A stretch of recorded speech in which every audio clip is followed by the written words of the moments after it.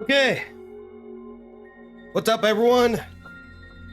How's it going? Welcome to my stream. Just me playing some more of that reincarnation. Where we last left off, we had a big one. Basically, where we left off is like we revealed like how the beginning of the game happened in that segment. But the thing is, like, there are 3 segments, and we're currently on the second. The first one is the girl and the monster, and the second, the one we're doing, is in the sun and the moon. And now since I got the sun finished, we're gonna be doing the moon. Okay. Yeah, so instead of Hina, we're gonna be playing Yuzuki. In another path. And accompany me, like, first we got Hina and Papa, and now we got Yuzuki and Mama, which is a different one, like a very different accent.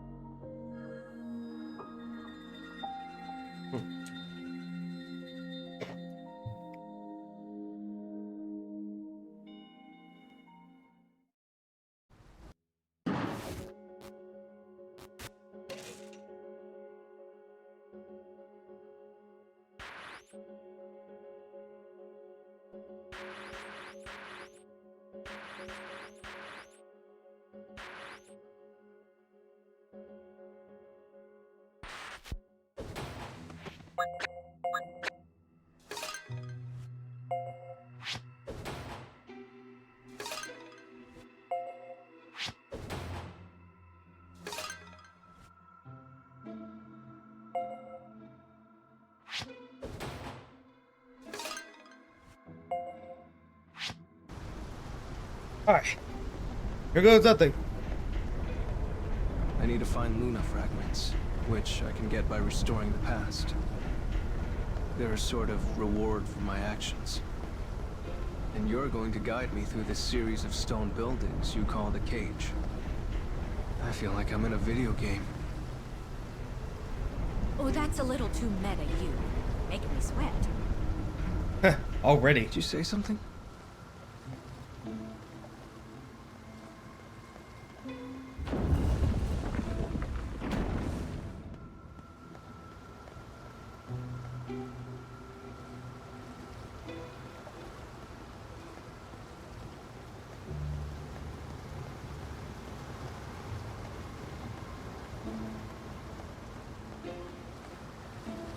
Let's see how this one.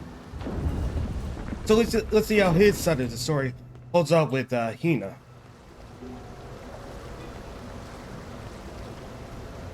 So this is a dark scarecrow, huh? What should I do to fix the past inside it? Oh, jeez. I forgot. I think you have to,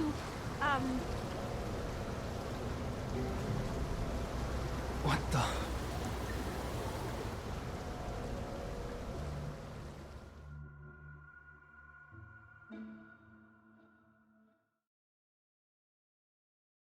Alright, here comes story number 4. Sub-Zero. Double Darkness. In this country, science has advanced to the point where artificial intelligence rules over the populace. I think this takes place after. As a war raged, one girl sang. Oh yeah, to this bring takes after energy and joy Diato's story. back to the people. Some disagreed with her actions, thinking them inappropriate for wartime. However, she held firm her beliefs and resolved to continue singing. But then, on that very same day, she meets another girl. What? Dust and gunpowder swirl among the city ruins. The smell of fried circuitry hangs heavy in the air. This place was once home to humans, Now it is home to soldiers who await their opportunity to strike. Standing beside them is a lone girl who looks very much out of place. She looks like she belongs to Yorha. On her signal, the soldiers load their weapons with armor-piercing bullets.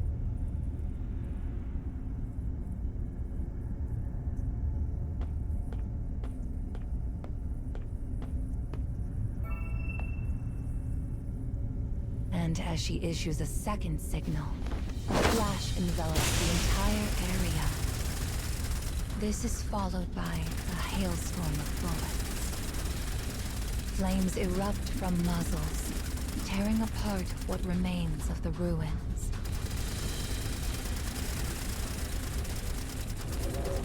The girl boldly steps into the crossfire.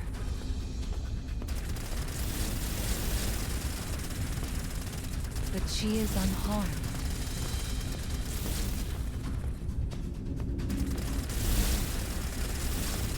Huh. For she is not flesh and blood, but a hologram. Oh, just like the idol.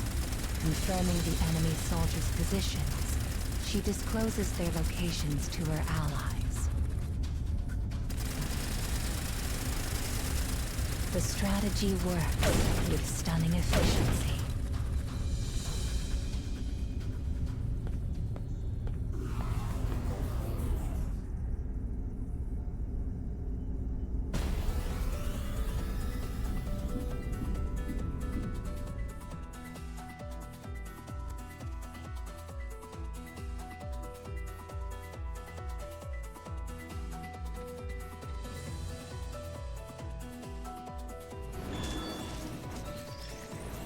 Prepared to beg for your life?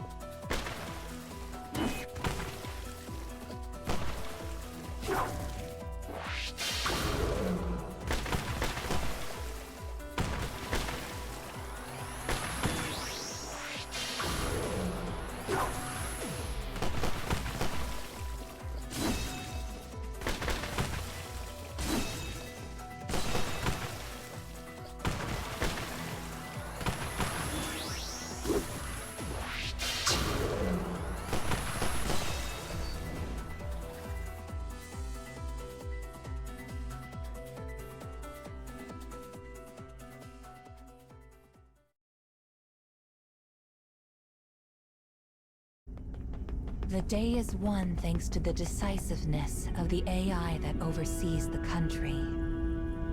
And with the battle over, the simulated head of state proposes a new tactic.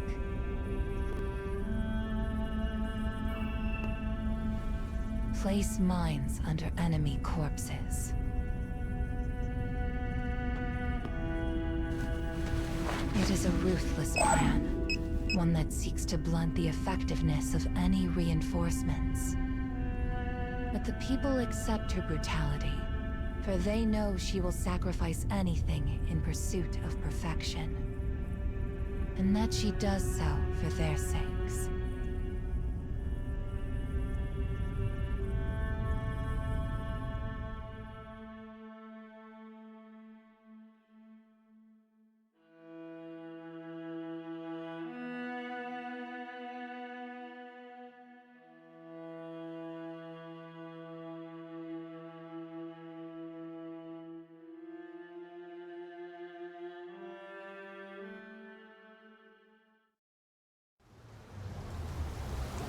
Oh yeah, I always give a recap.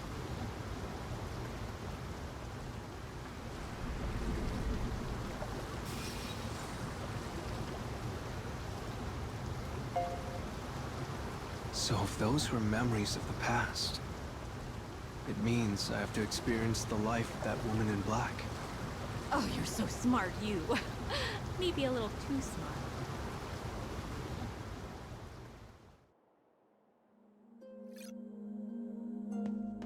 Yep, this is Yuzuki. We're playing his arc now. Though of course it would be very strange if it were to be like Yuzuki and then Hina. This place is seriously run down. I hope the path doesn't collapse. Well, I believe like it's more like And now somewhere. I've got to deal with the Black Barrier, do I?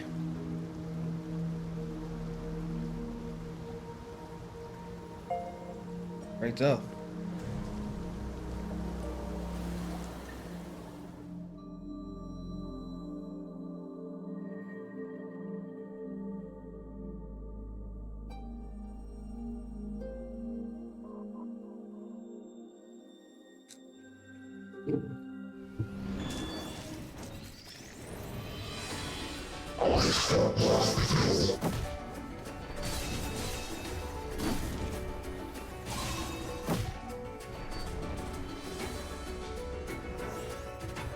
How annoying.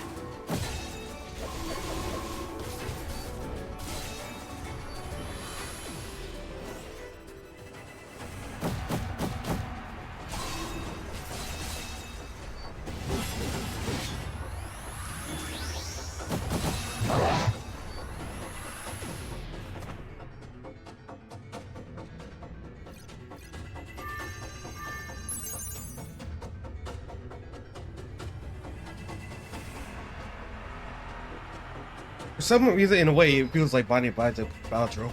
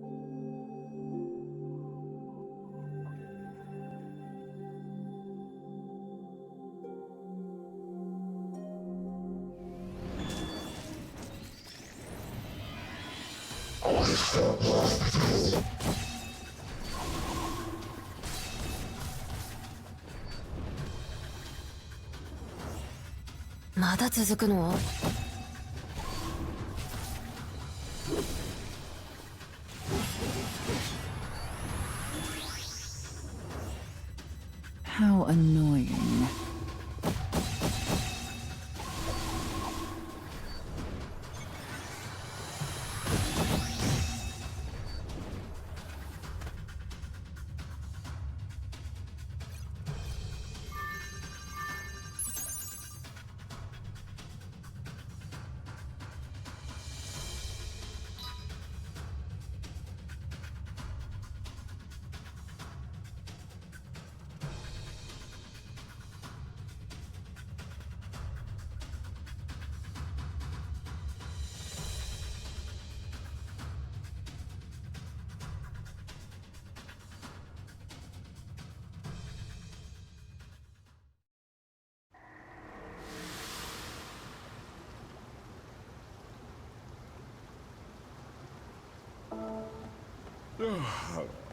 Now, that was a great nap. What? Wait, who said that? What was that? Oh, wait! Hold on. What the? Huh? Sleeping in your apron's the best feeling in the world, Mumsy. You have a baby? The name's Babe, pal. And don't you forget it. Call me Sweetie or Cuddlebug or some crap like that, and I'll break your legs, kiddo. Fair warning. Please, Yuzuki, don't tell anyone I brought my child to work. It's just one thing after another in this place. This is, yeah. This is not what I expected.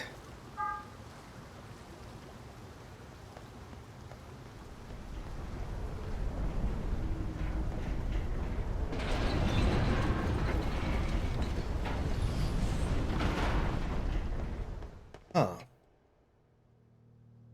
It's pitch black in here. Not even any moonlight coming in. Figures. Can't use the light on my phone either. I've got this one. Go for it, Mumsy. And... ta-da! I'll light the way for you. Brilliant, aren't I? So brilliant, I can hardly look at you. By what laws of physics does that work? I'll lead the way, so follow me. Sure. This place gives me the creeps.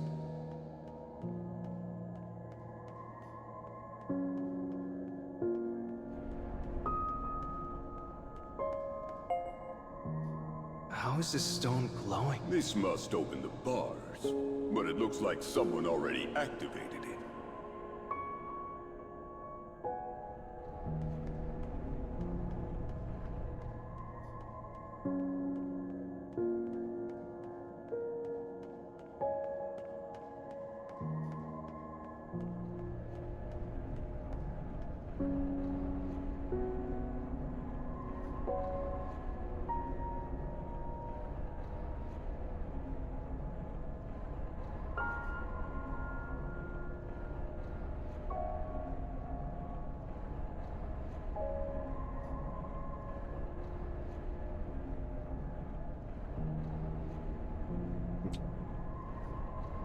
I guess this one will do. This path...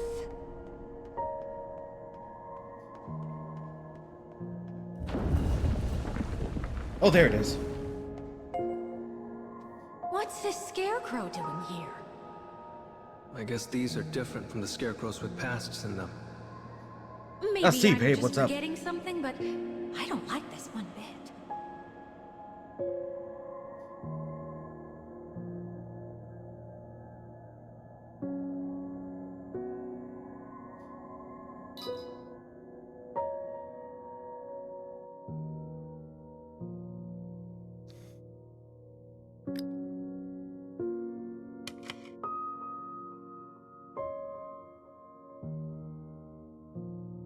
Oh, okay, so...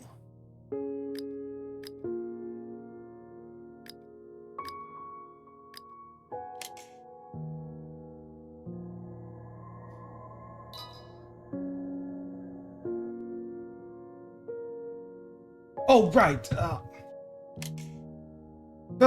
alright, so I know we just joined a bit before bed.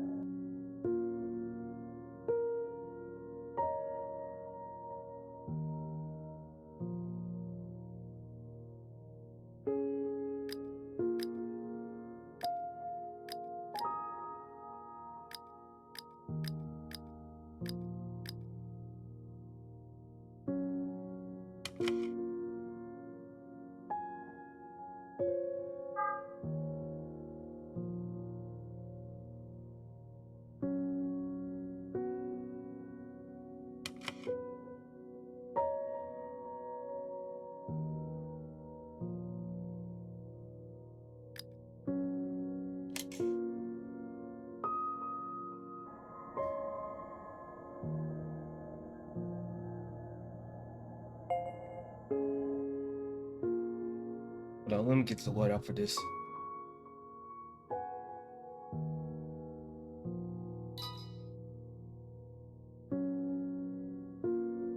This is the right character, NieR.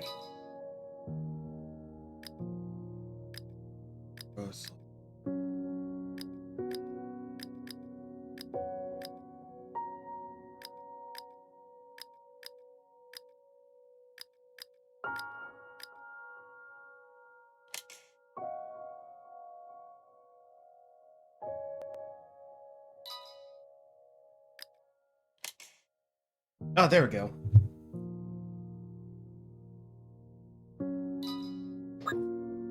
Oh, yeah. I see.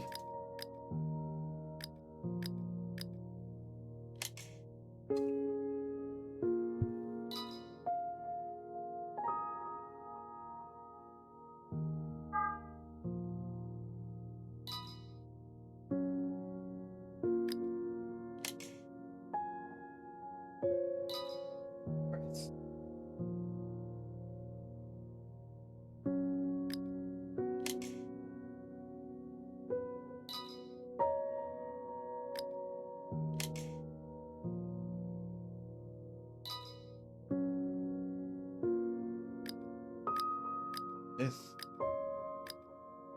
Definitely this.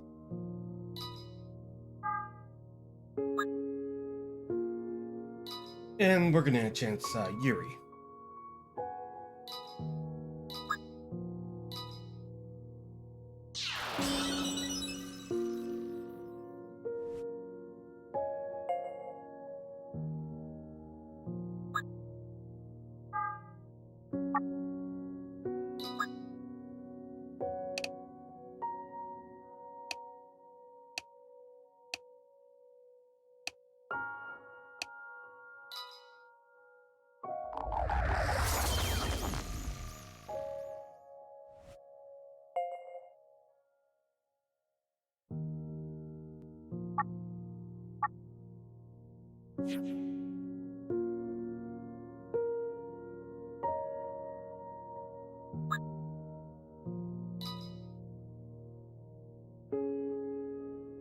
This old gun. It's trick.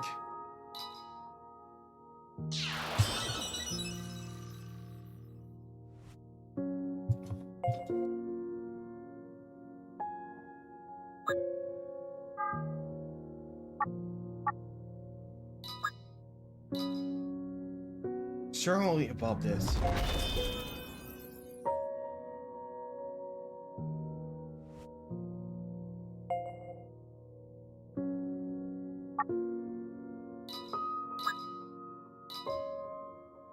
Well.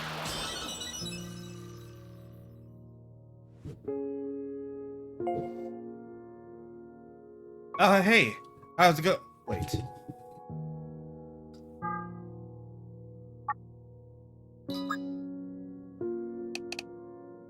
You're not like one of those artists, are you? Looking for VTubers?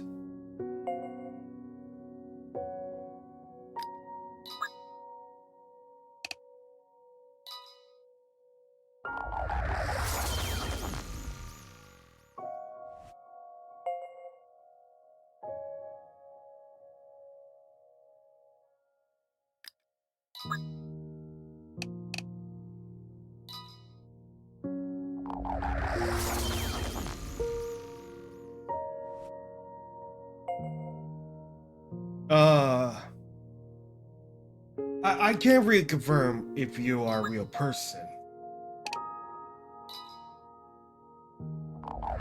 Like, I'm gonna need to double check if you are, like, not one of those scammers.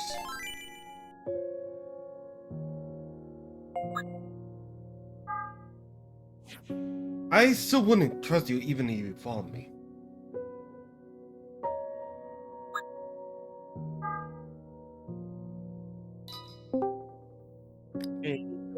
Oh yeah. Oh yo yeah. Yeah. Oh, stuck it out. Say, oi. Oi. Oi. Hi. Hi. Hey. So today So yeah. I'm right here just gonna be playing more NieR Reincarnation before 9. Yeah. And right now we're playing as I forgot his name, but it was like you. So what we're being accompanied of is actually Mom and her son named Babe. Oh, With okay. a mama like with a really deep voice. You'll see. You'll see like once you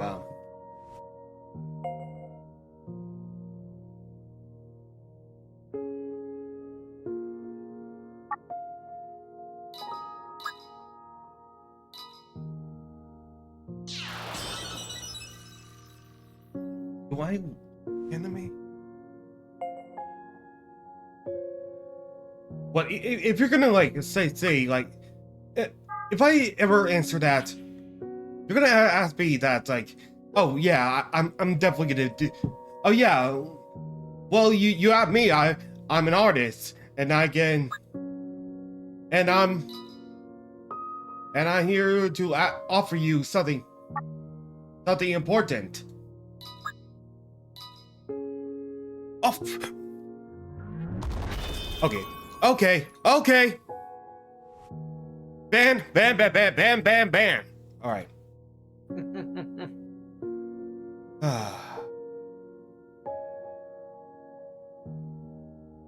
That is an instant red flag right there.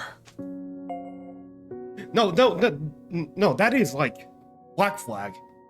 Mm-hmm.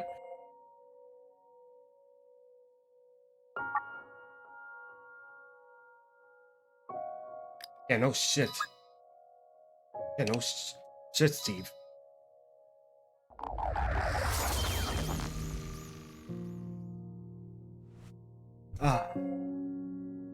Every time I try to get someone new, there's a like a chance that there's gonna be a scammer.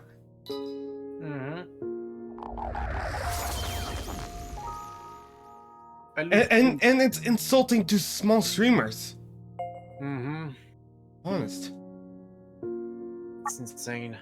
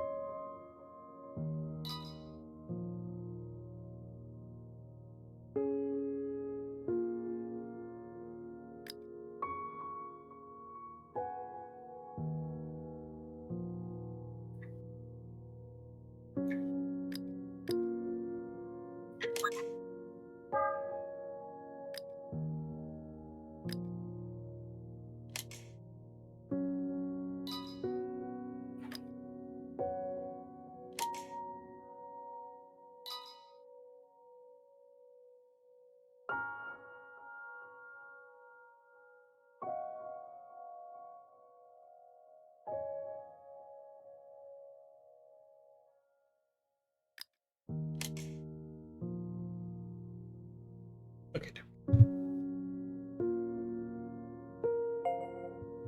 Oh, and I was not aware that you could change skins in this.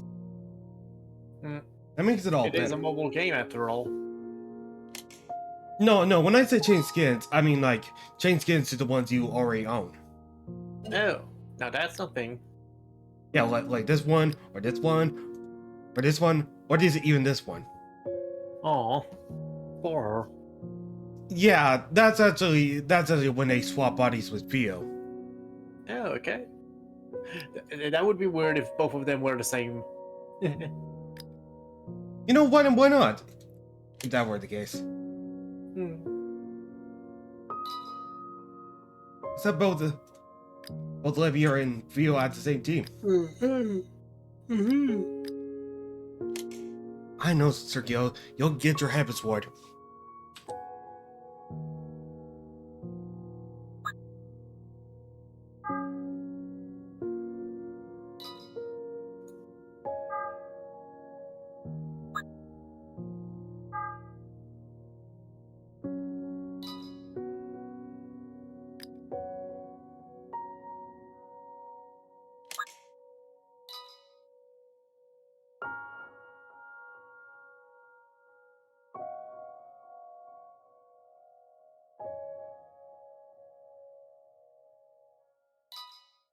Actually, I'll be honest, I love this design.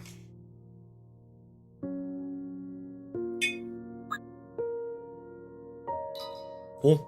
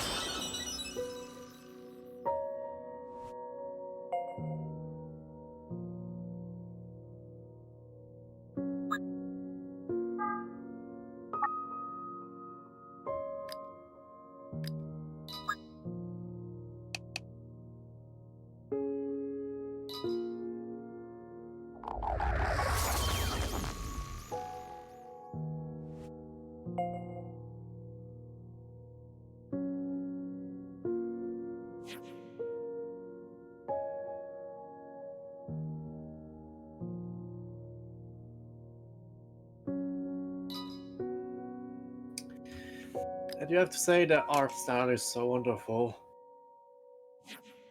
Again, these are it's made by what was it? What was the artist for Uh, that? Akihiko Yoshida. mm-hmm. Mm. What is the name Yoshida? Always have some beautiful works. Huh. I don't know. Maybe because they are from Yoshi.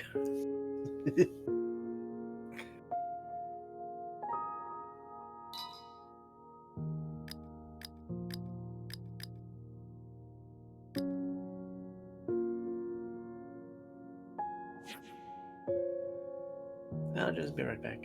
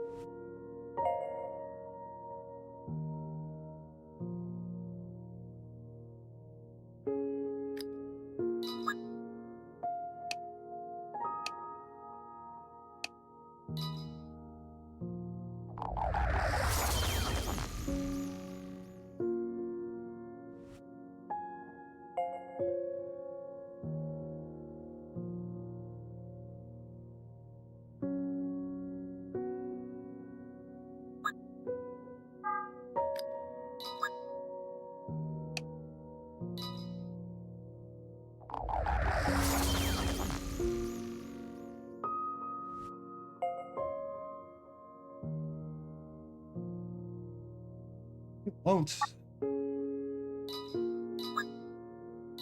I know I would like transport it into a different device, but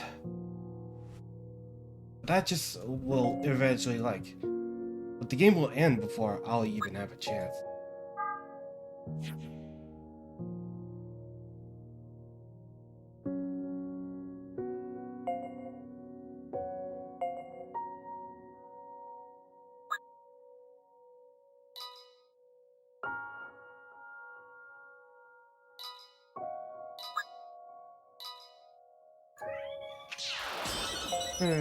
D'Artagnan. No. But do you have a cat? Yeah, D'Artagnan. Oh. Come here. I will.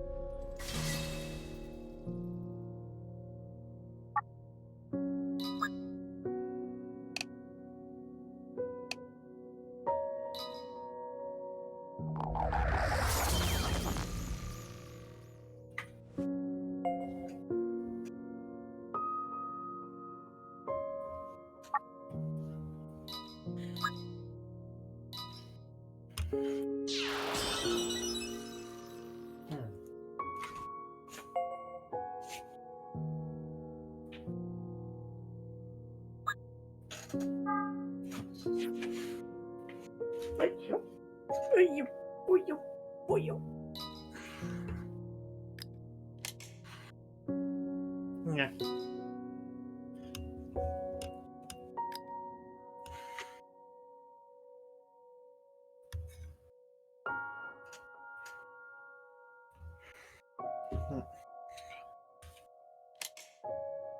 Just gonna do a phone call and I'll be right back. Yeah. It's all good. That's gonna take long. Yeah.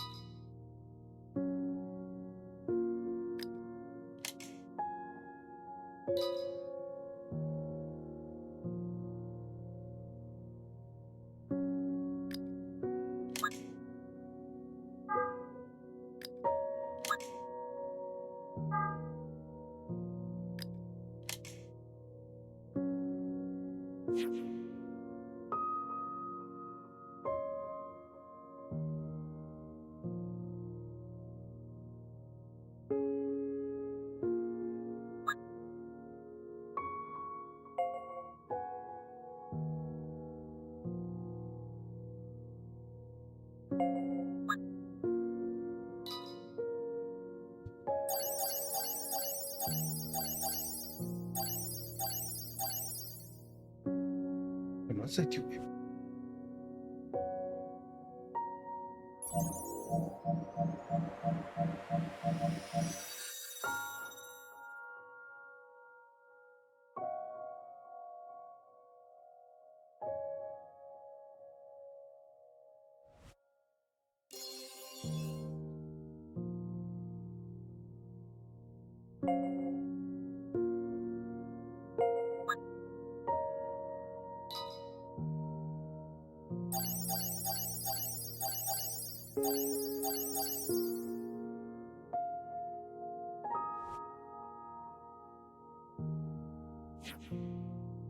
I'm back. Welcome back.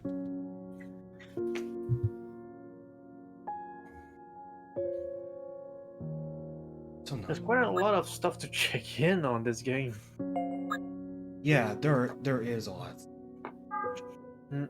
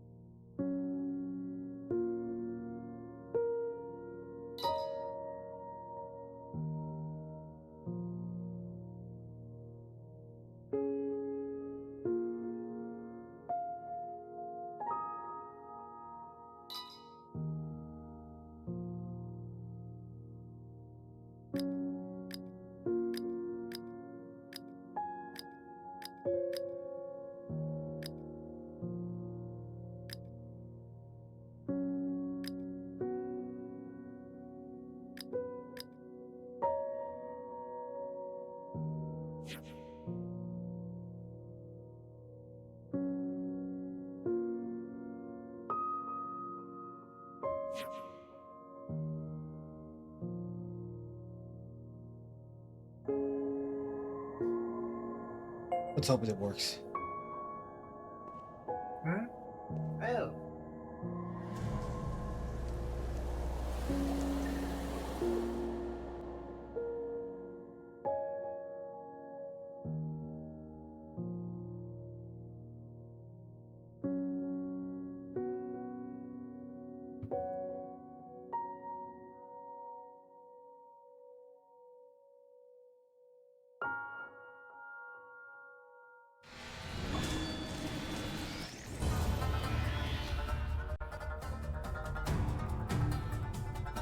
Prepared to beg for your life?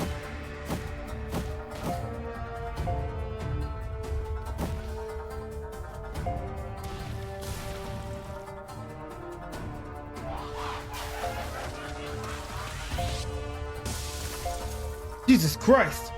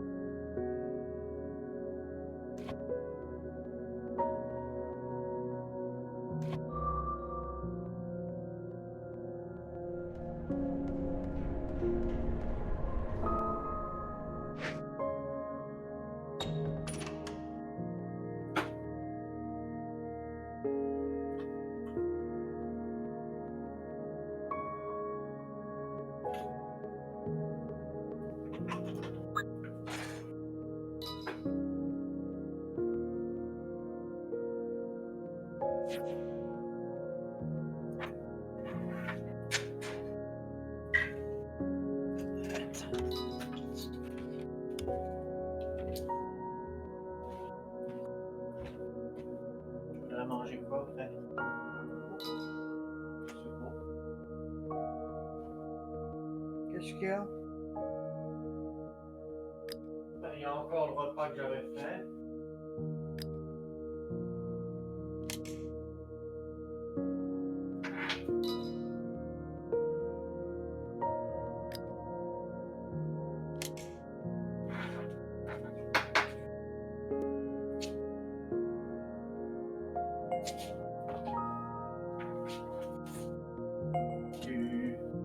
Hein? J'ai encore des repas. Moi, je peux pas manger. J'aimerais ça manger du spaghetti. Ouais, c'est parce que. Donc, tu veux du spaghetti? Est-ce que tu vas manger comme les plupart des plats ou tu vas juste manger comme un paquet seulement? Hein?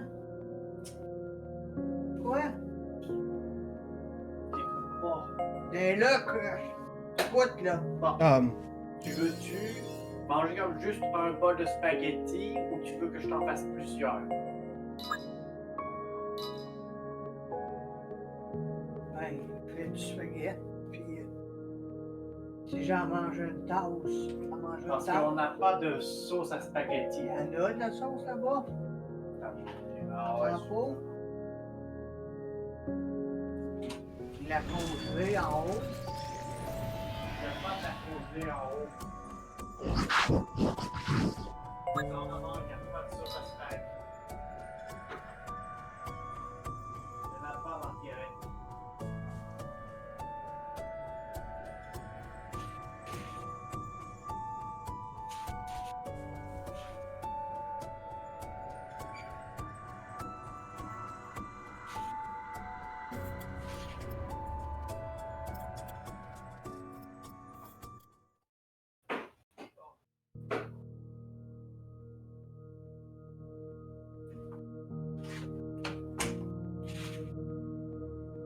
un pot, ça se perd. Mais là, qu'est-ce que tu fais avec le spaghetti de bord? Ben, tu en veux? Ouais, mais j'en veux avec de la sauce. Ben, si tu en peux pas, tu veux-tu prendre de l'autre part ou. Ou dans le frigidaire. On va commencer à regarder. Je te pose. Au lieu de tout le temps me le demander. Ouais, ben, tu sais. Parce que je sais que tu veux savoir de ma part, que tu n'aies pas à te lever, mais s'il faut qu'à chaque fois tu me le demandes, quelque chose Ok, là. Tout ce que je fais, il faut que tu sois critiqué. Puis, c'est pas critiquer, ouais, maman. C'est juste que je trouve que tu demandes très souvent que c'est bien dans le frigo, alors que tu l'avais vu il y avait 1 heure, 2 heures. Je te critique pas, je te dis juste ce que je pense et que je m'aperçois.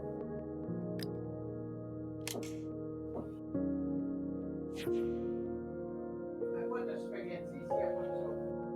Ok, alors tu veux manger quoi d'autre? Je sais pas, j'ai pas faim.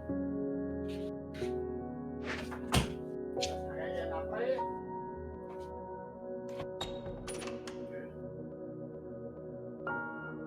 Tu retournes dans ta chambre. Ouais.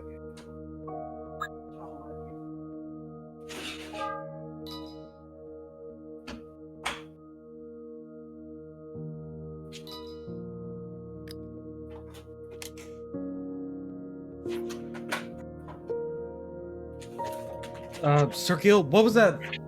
Like French speaking? Sergio?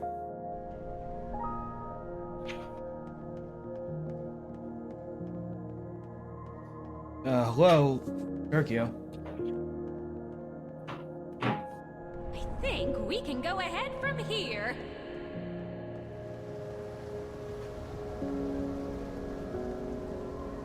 Ah! Whoa, what's wrong? Oh, I thought it was a monster, but it was a scarecrow. Sorry about that. Now let's get to work.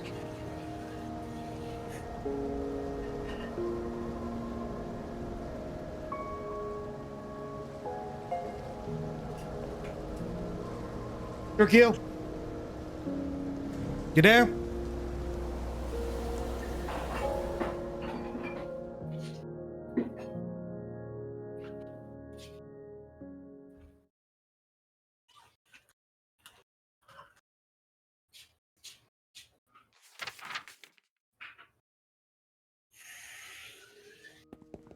Having completed their objective, the AI returns to the city with her soldiers. Just then, several reports come in. The AI has her hands full with the business of governance.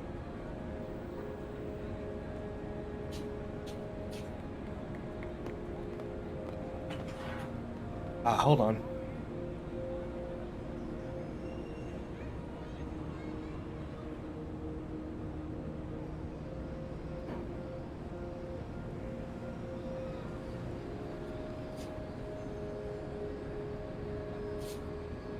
Wait, why is my soundboard now? Okay.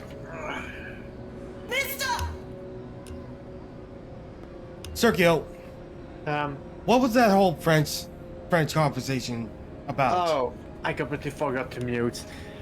It was a conversation between me and my mother. My sincere sorry. Is it serious? Nah, it's nothing serious. It's just her asking about what to eat and just be too bored to even think of something else. Oh boy. It's all good. And oh boy.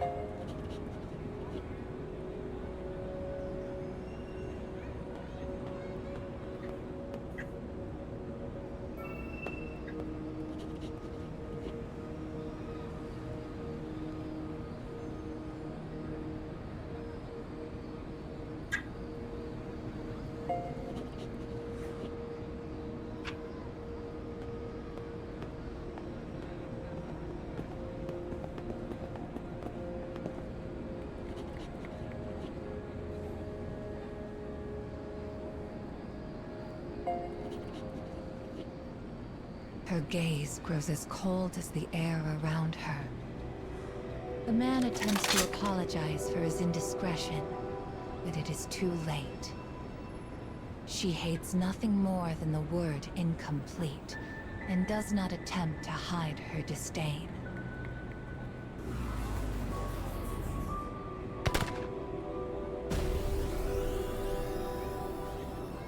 Ugh.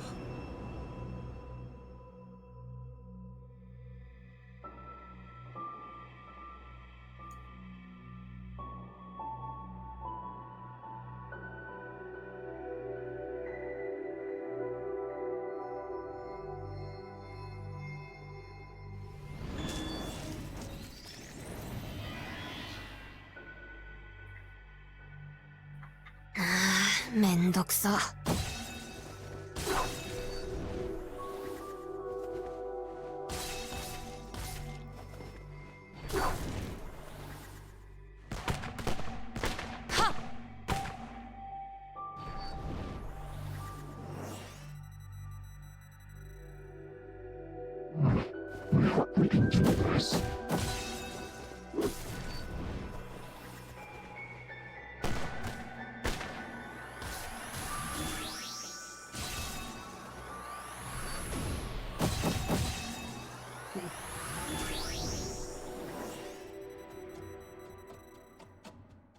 Out to anger me, are you?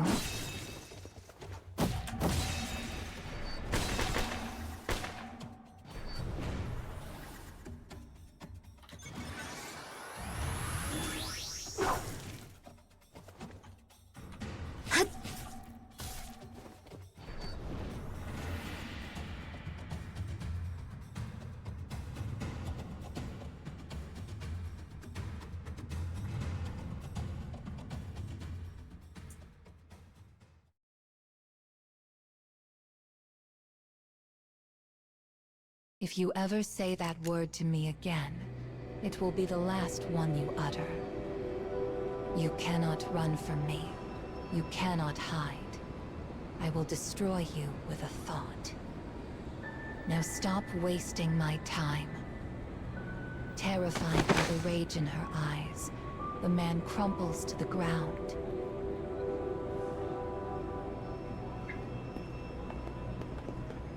With a dismissive click of the tongue, she sets off again.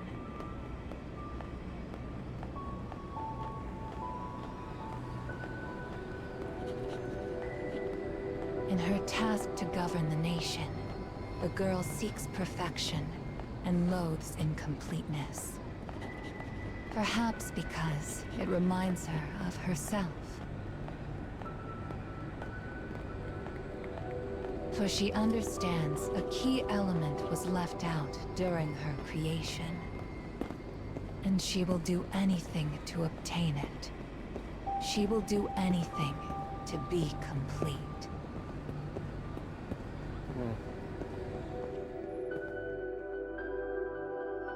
Kind of disturbing. Yeah, that's welcome to NieR. Not too used to that kind of storytelling. Sorry. No, it's all good. It's all good.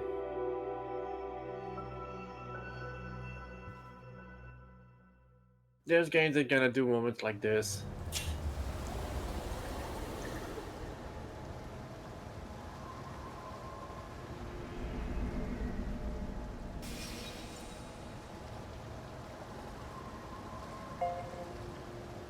An AI ruling a country?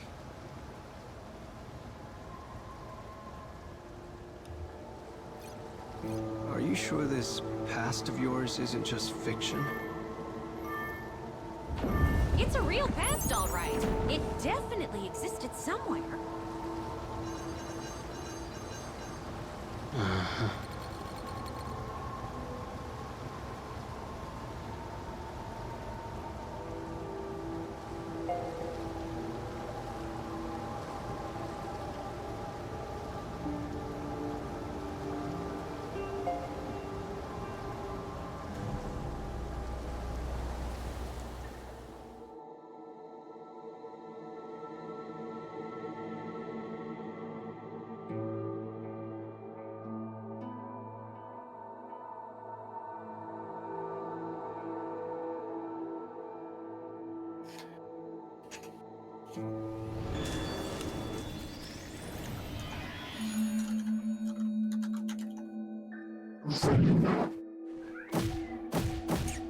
D'Artagnan.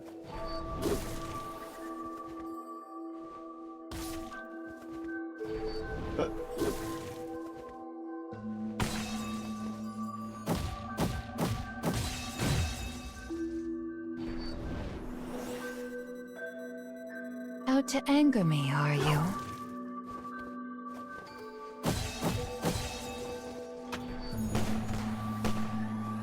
Hacking みたいな?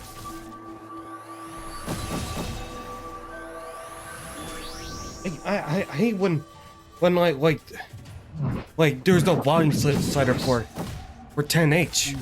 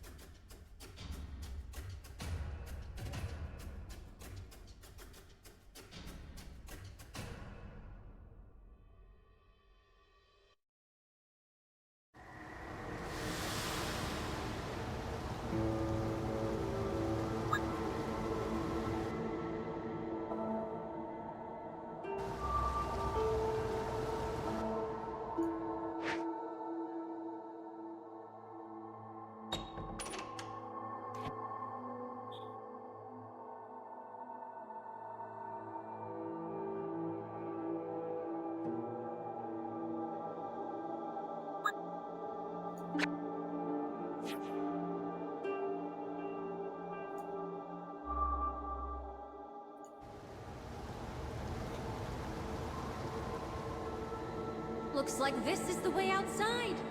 Guess I don't need my light anymore, huh? You're still the light of my life, Mumsy.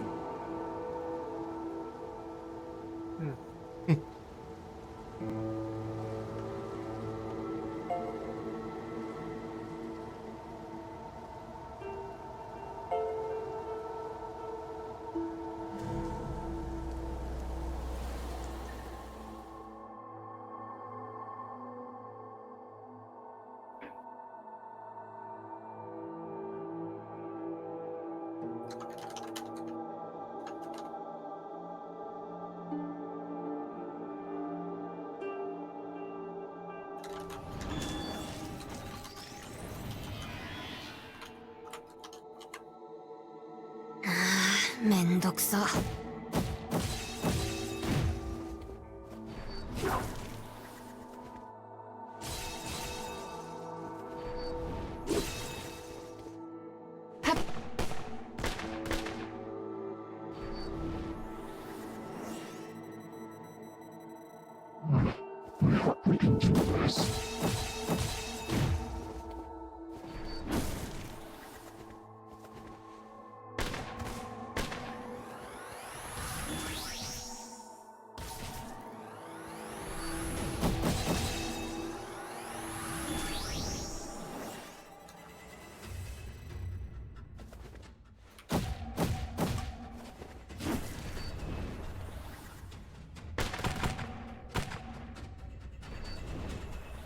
You have my thanks.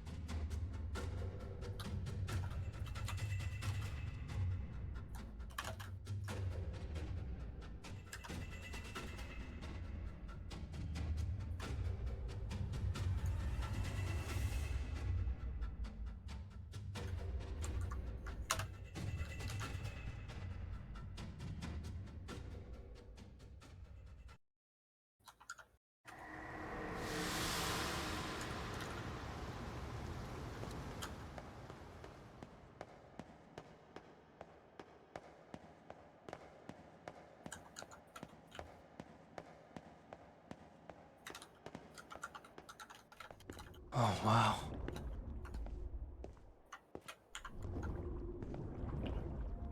Jellyfish in the sky?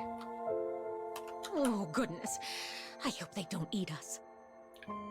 They don't seem dangerous. Still...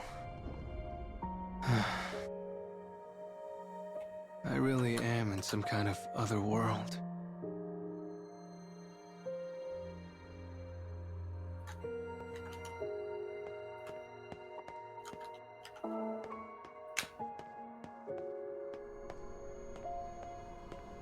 What a beautiful view.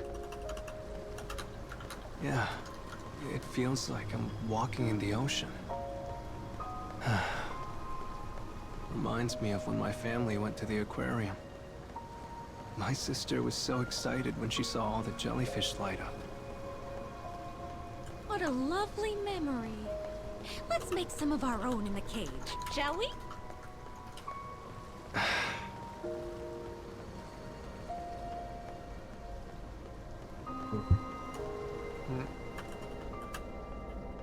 Oh, nothing. I'm just playing Battledraw alongside it. Ah. On my case, I'm retyping the whole soundtrack of FL65 Contact. I see. Yeah, because to properly extract it, you have to use exact audio copy and not Windows Media Player. Because there's a CD protection on the CD that literally makes it difficult to extract girl's mind. on Windows Media Player. They are conversations held by researchers before she woke. Conversations burned in her memory.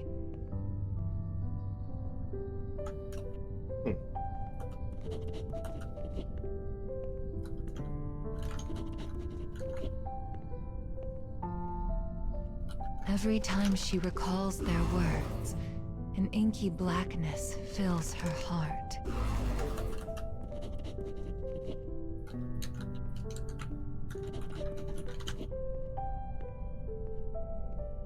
They lament the failure of Unit 1, her predecessor.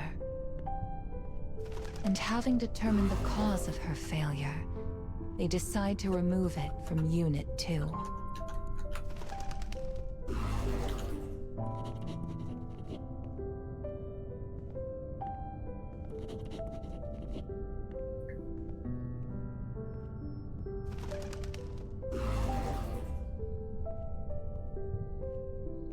In their search for completeness and perfection, the researchers created an imperfect being.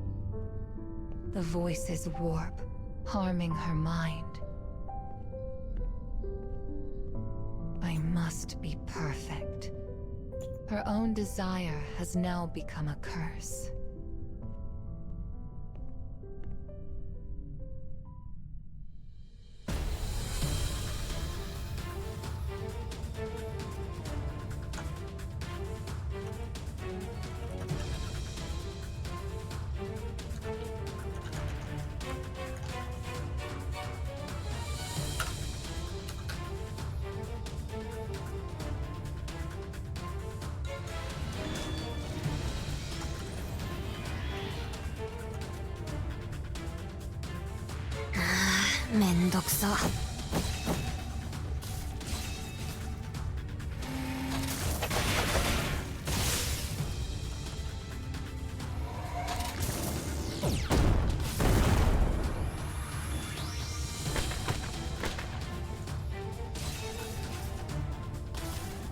Providing support.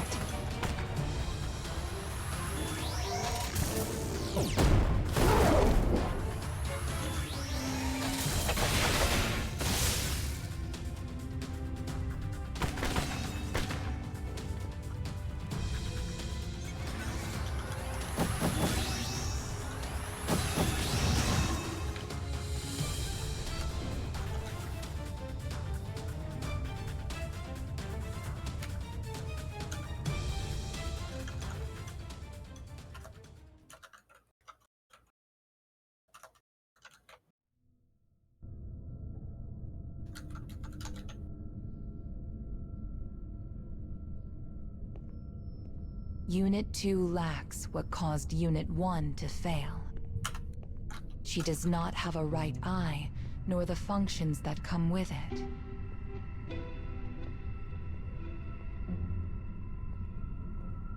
And though she may desire completeness, the false eye in her socket is useless.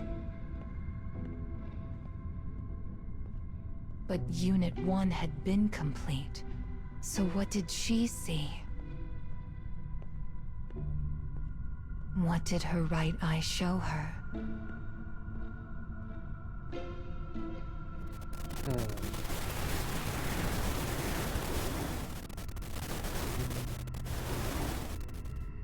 I can't see anything. I have no answers.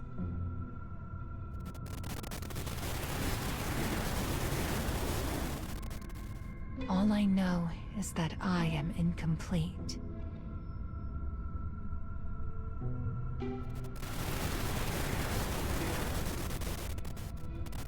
Her false eye only serves as proof of her deficiency.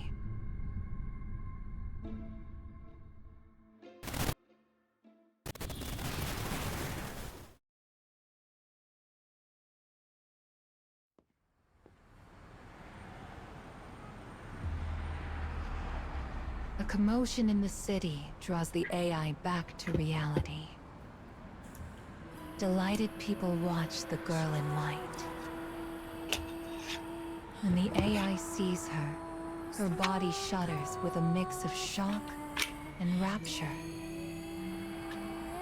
For the girl before her is Unit 1.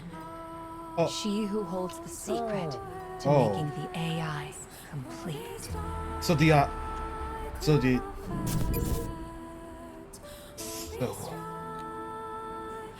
then that means the audio we played earlier was Unit 1.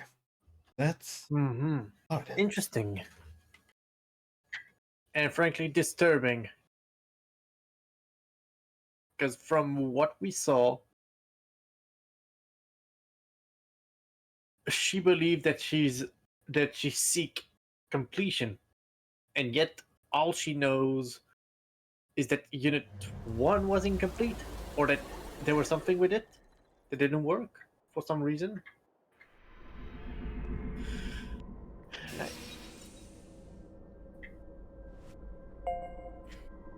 It's honestly a That girl in complex thing. The one who was singing. I feel like I've seen her before. Oh.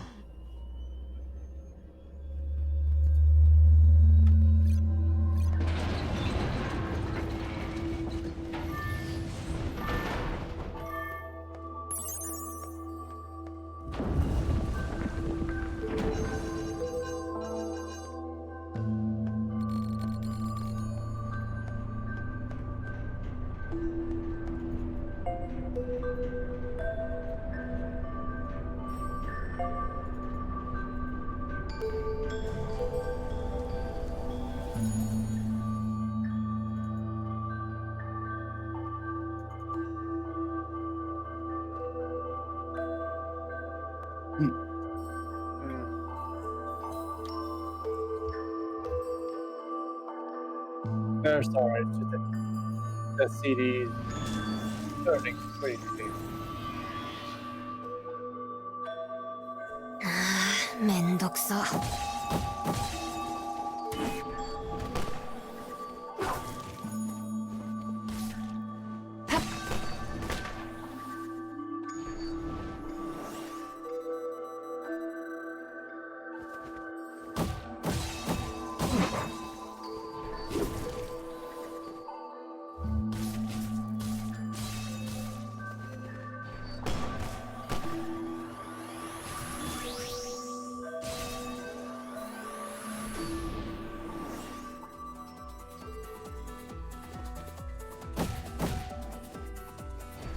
You're done for.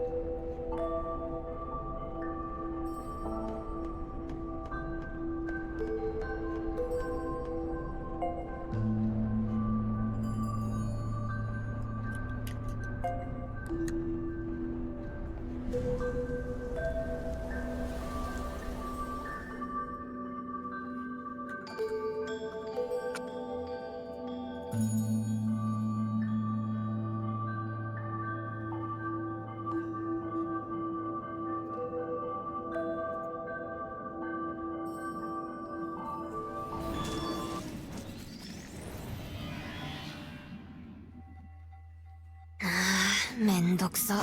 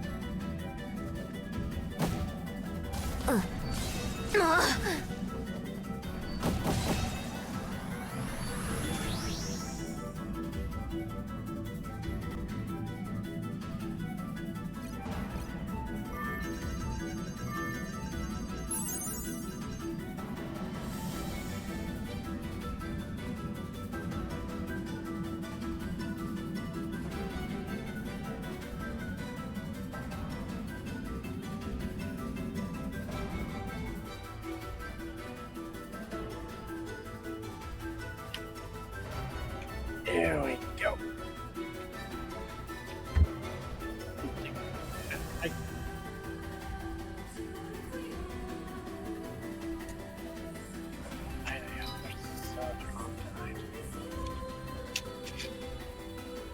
Does it take that long? Oh, it's because it's been years. Well, a few months to a few years that I had a few CDs that I couldn't properly strip or extract to essentially put them on digital, well, on music players. And now that I'm able to do so, I'm glad. I'm glad that I can do So, it now. remember what I told you before we got here? Have you decided what to wish for when you fix the broken moon? That's right. You said the moon could grant wishes.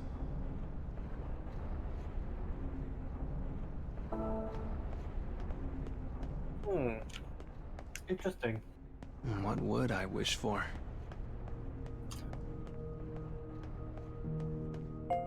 Probably for my family to live happy and healthy lives, or something. That really what you want, kid? From the bottom of your heart?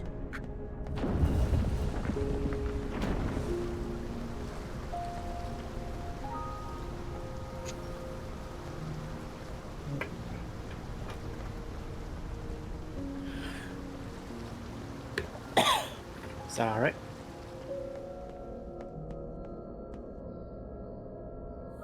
Out with the older fell, in with this. Right then, let's get back to work. This was the third scarecrow, right? No, this is the fourth. Fourth. Oh. Yeah. Oh, let's not worry about details. Off you go now.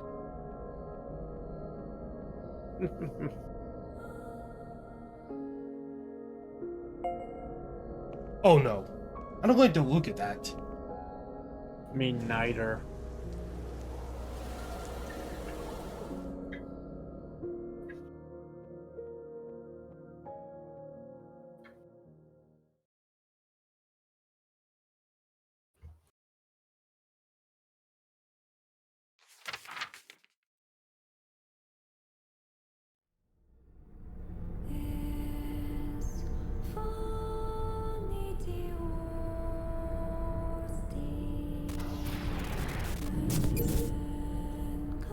The girl in black arrives in a digital world.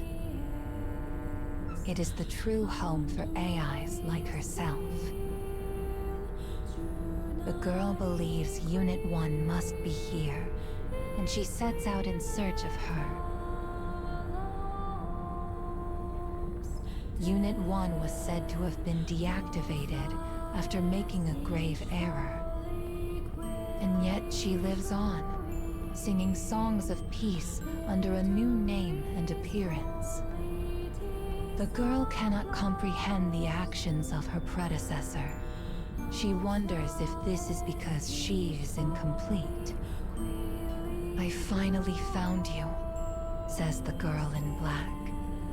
In response, Unit 1 turns to face her. The girl in white stares at her counterpart, confused. The other AI readies her weapon and makes clear her desire. I will take your right eye. I will finally be complete.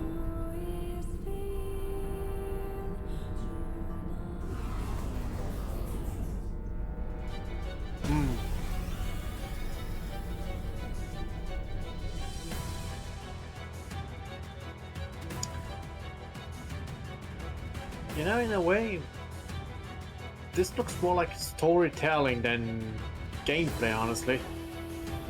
I'm afraid so. Yeah. But it has to be recorded. Is there any point to this? Shut up. What do you know? I've been compared to you my entire life. I must be complete. It's what is demanded of me. I was a failure. You don't need my data. I must know why you failed, if I am to lead this country. Why? Why does no one understand?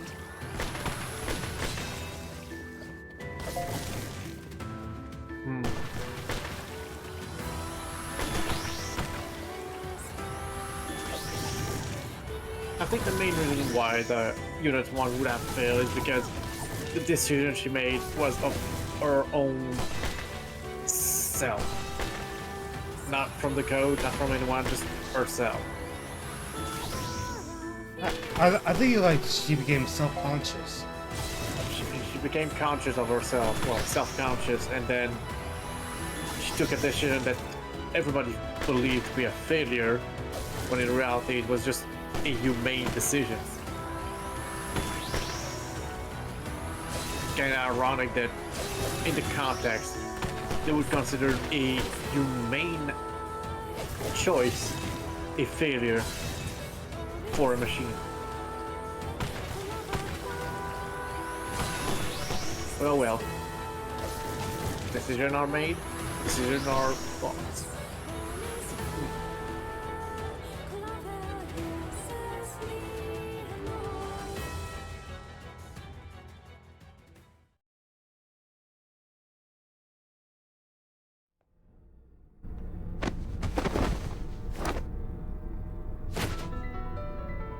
A crooked smile crosses the face of the girl in black. The object of her obsession is so close now. The other girl struggles as she moves her hand closer to her eye. Closer. Closer. And then, with great strength, she rips it free.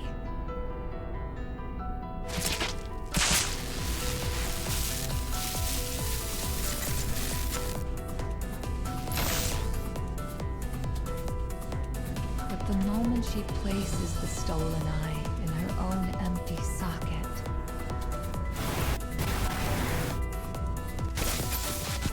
her mind shatters. Ooh, incompatibility. Thoughts of her past atrocities race through her, followed by a tidal wave I knew of this would guilt happen. and regret. Yeah. For the thing Self-consciousness. the girl in black lacked, which she now has, was a conscience.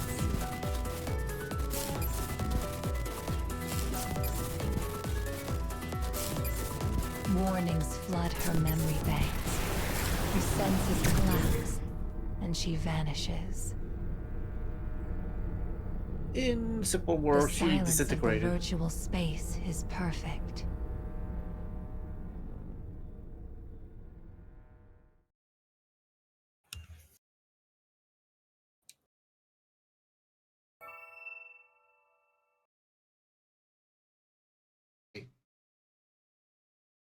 Because here's the thing, she can remove the eye, but that doesn't mean she removed the life of the other one, nor her consciousness.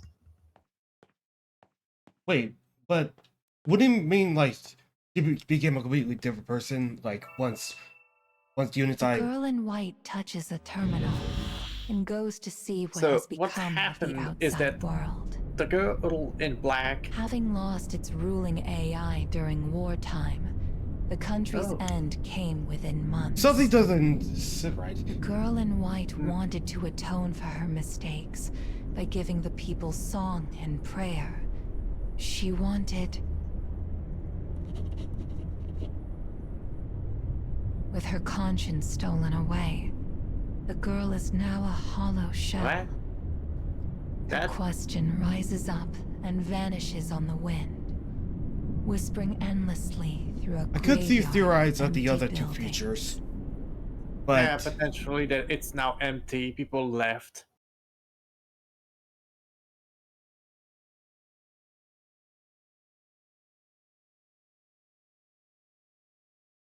Oh well. Story of what AI could be and could not be. Which is simply not what we have today.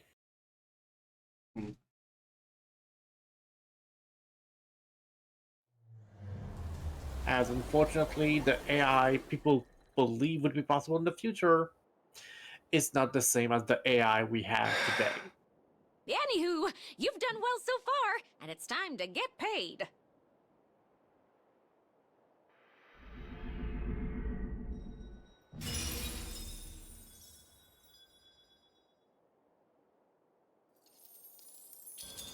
oh,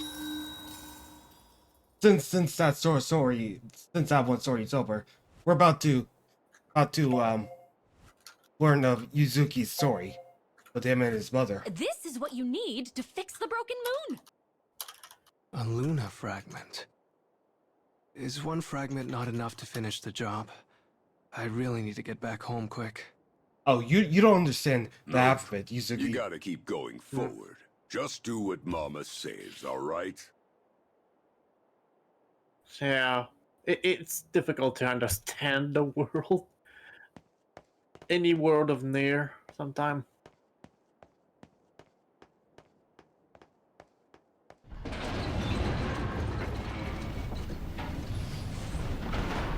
Ooh.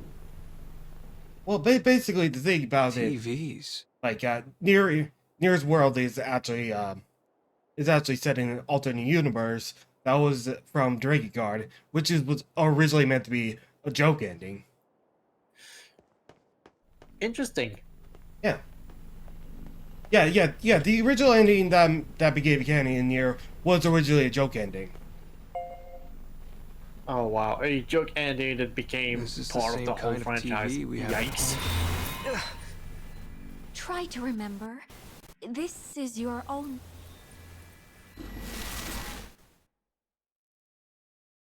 And be fair, Drakengard 3, despite being taking place before Drakengard 1, is not actually canon. Well, it's not actually related to Drakengard 1. It's essentially its own canon. Yeah. Alright, done. Alright, time for Yuzuki's The sounds of books backstory. fills the library of an urban Part high 1 school. of 3. A boy's eyes race across the pages of a complicated technical manual.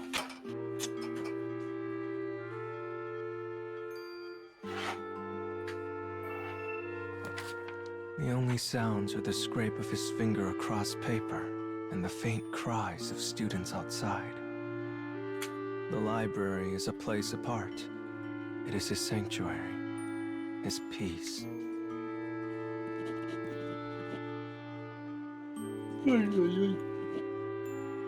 But not on this day. The chatter of the other students fills the boy with annoyance.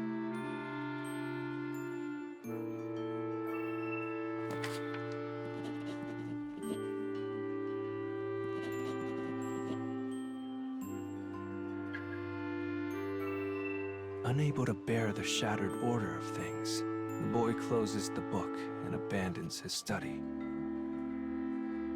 Huh. Introverted much.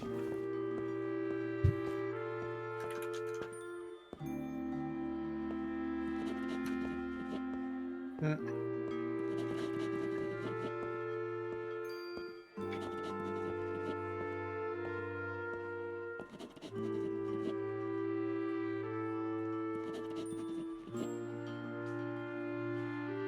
a scathing glance at the other students, he exits the library without a word.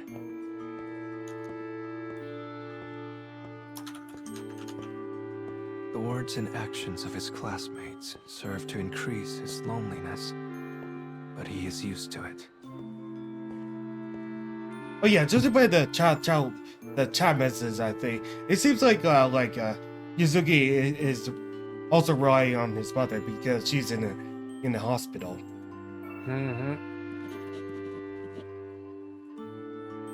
I wonder how messed up it is compared to Hina's.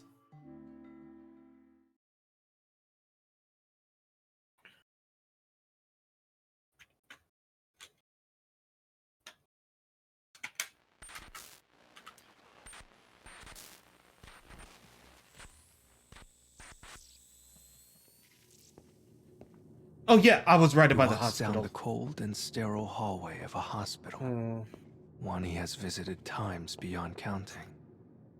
Yes, and this is the clinical scent of antiseptic calms his soul.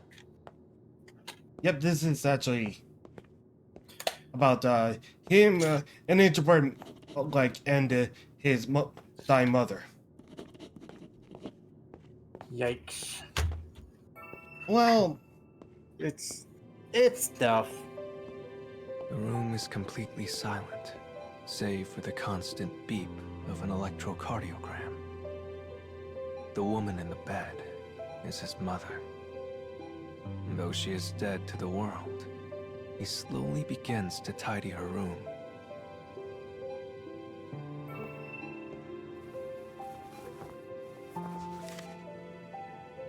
A torn photograph of a family lies discarded on the floor.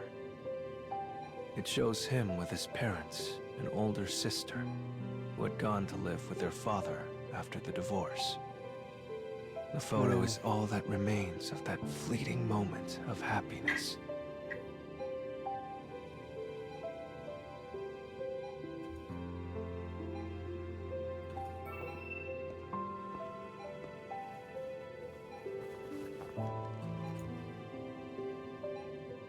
He replaces the wilted flowers in the vase with a fresh and vibrant bouquet that smells of spring. They are violets, his mother's favorite, and she was delighted to see them when she was admitted. She suffers from a chronic heart condition that sees her constantly in and out of hospitals.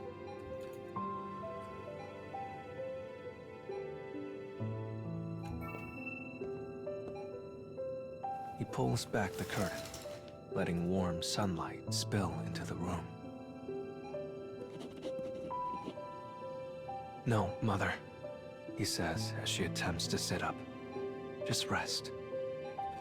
Her ex-husband, the boy's father, had pushed the already brittle woman to her breaking point.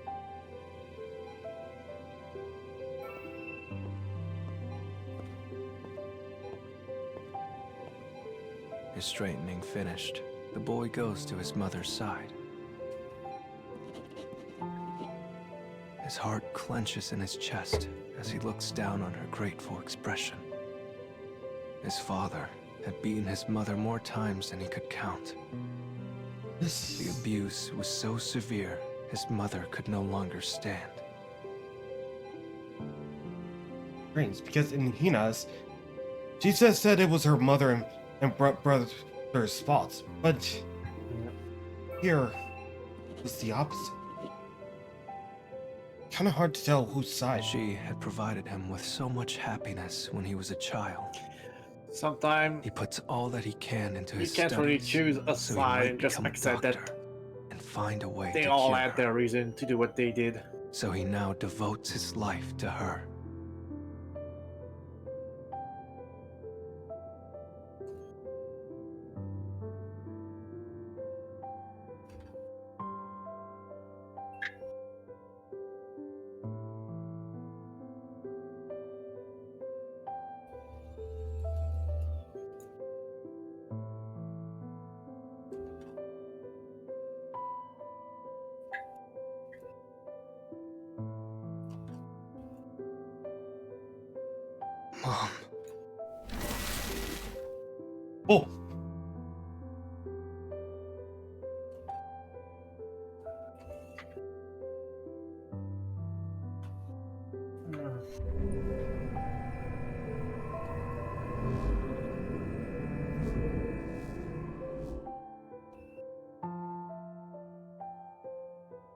Was that my past? Just what is going on here? You spent every single day at your mother's side. You could rewrite this part of your past, you know. I mean, if you wanted to. I never even had the strength to change the present. And you think I can rewrite the past? I just don't know if I can believe it. I understand. But if you fix the moon, I'm sure it's possible. Huh? I guess I just have to find the other Luna fragments, huh?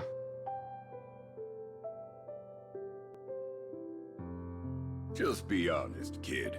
You want to stay with Mama. As if.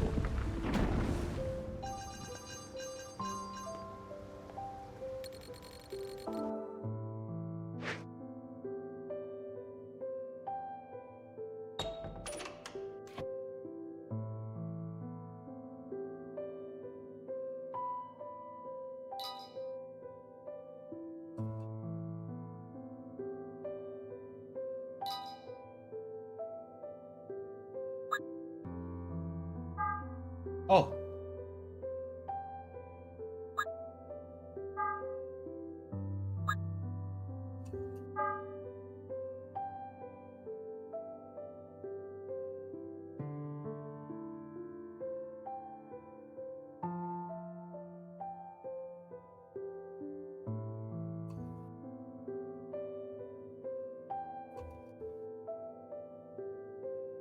Hmm.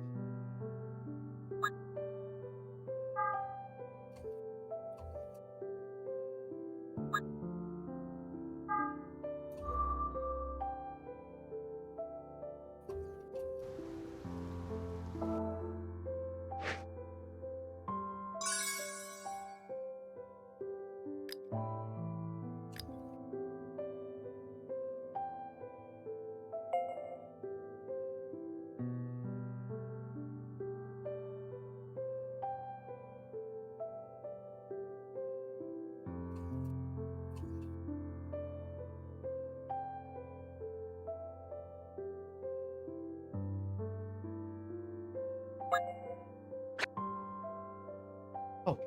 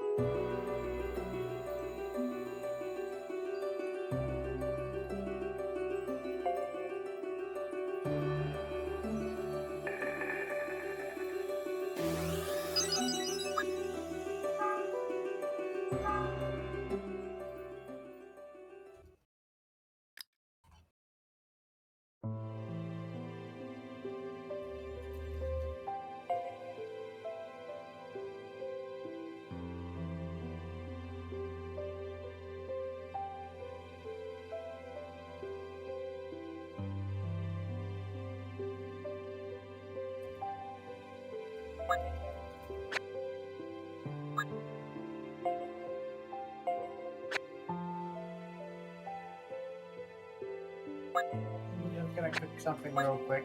Be right back.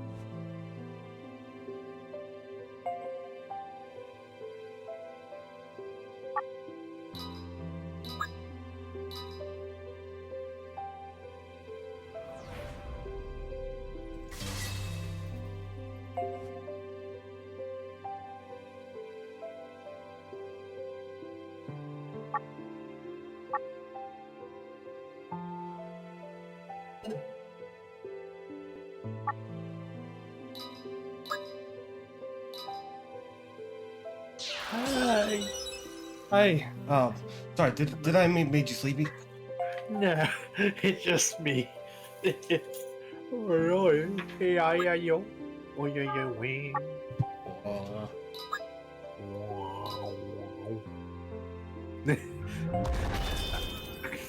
I do have to say that it's a little bit. The game has some good phase with the story and similar gameplay, but outside of that, it's classic mobile game boredom. I know. I only doing this for the story. Yeah, the story is honestly really good.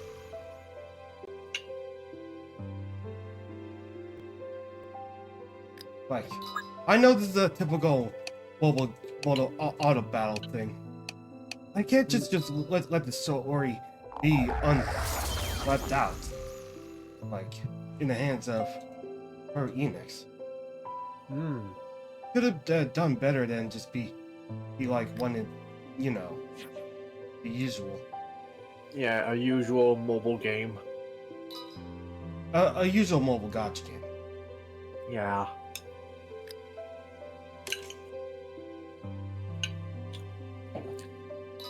Though it was done at a time where gacha game was popular, and nobody foresaw that maybe in the future whales would be gone. So it's always the case. Like, they always have a horrible habit of like preserving games. As I said. Mm-hmm. They honestly never think about preserving game, because after a while they realize, yeah, we need to make a new game. People are not coming back because we got WoW in a few games, sure. Yeah, and not just doing that, but they're doing this like for all the games, like including freaking games that really don't need like even in critically acclaimed like games, mobile games based off of like critically acclaimed RPG games made by Square Enix. It's that's just doing dirty. It's not just doing dirty, it's doing something that's clearly there just for profit over making fun games. And that's both sad and hilarious. Look, as much as how much I love Square Enix created divisions, I just cannot fathom how they make these decisions. Sometimes it's not the studio themselves that do the decision, but the management. And they cannot say no. Because if management say so, it's either you do what you do or you're fired. It's, you know, for me, like, it's been like in a love-hate relationship. And like, yeah. for those that are interested in JRPGs, it's mostly a hate relationship.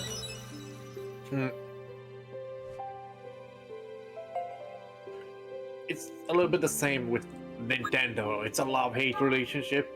They do dirty them as well, and it's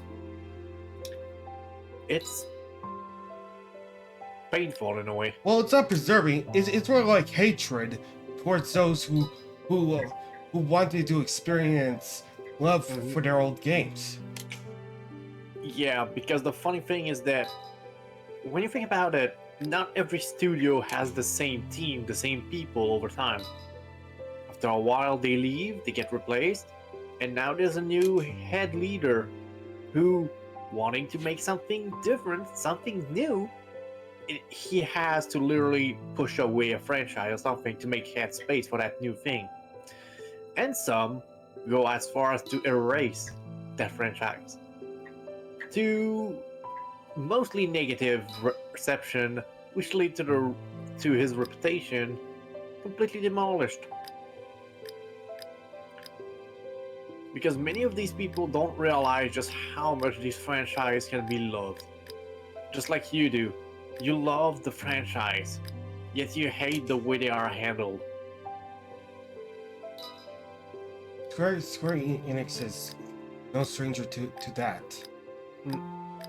So does Nintendo.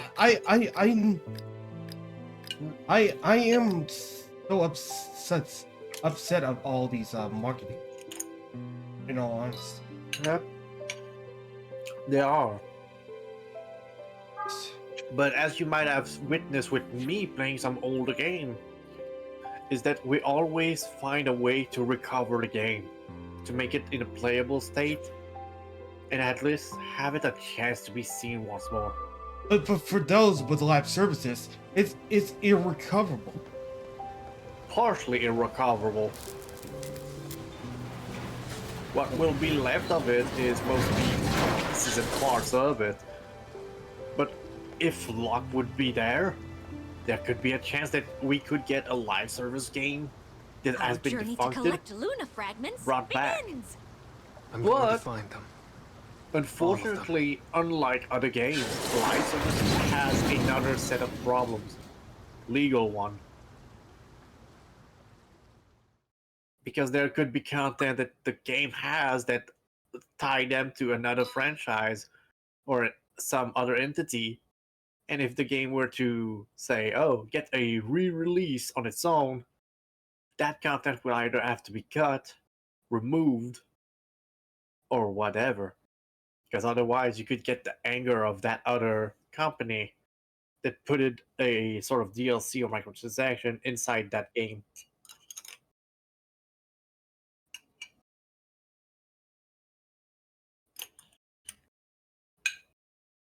In a way, that's the reason why so many games who use vehicles no longer ask, well, cars company to have their authorization, like Gran Turismo and whatnot. Some of them just make You're their talking about own. like games like Forza Motorsport, Gran Turismo, and Brew.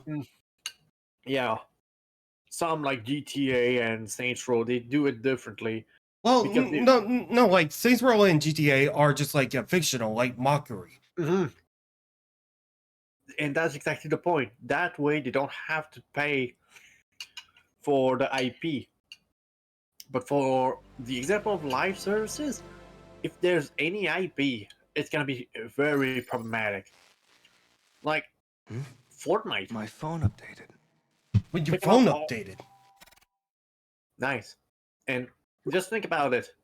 Just how disturbing would it be that Fortnite, once it's closed down, literally get closed down and no one can bring it back up because there's just too much content from all different companies worldwide.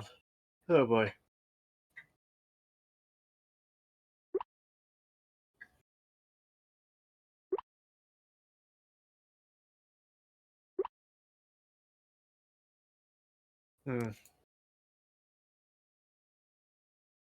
Though, in this gloomy feeling of witnessing games literally getting demolished, I see a glimmer of hope. Not from the big companies, but from the independent. Okay, that radiates some like NieR Dragon Guard and NieR energy. Yeah, it does look really nice. Yeah, actually, it's more like the first NieR Gestalt, or I mean, well, the first NieR. Like, Yeah, Look but yeah, at I see a those glimmer of big hope metal that gears. some It independent don't get and more retro masculine gamers than that. just come up and make a Guess I can't argue with you there. not a spiritual successor to those franchises, Are you two friends now? and they become just as successful, if even more successful. Oh. Oh. so, yeah. Another thing is like when it comes to like having spiritual successors, it's like you have to do it and not fuck up. Basically, when it comes, there's also like there was actually Suikoden's there's actually like the Suikoden's spiritual successor called Eiyuden Heroes. Like I mean Eiyuden Chronicles 100 Heroes, and from my side, like 70% of people liked the game.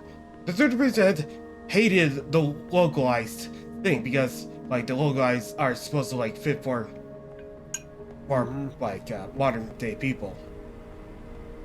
I would say about pandering, but yes.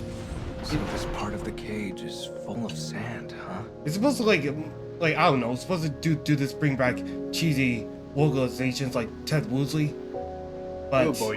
but it doesn't like sit well for I guess we anyone. activate this device now. Well, it's a different age. Yeah, In a different so time. I don't really remember what that does.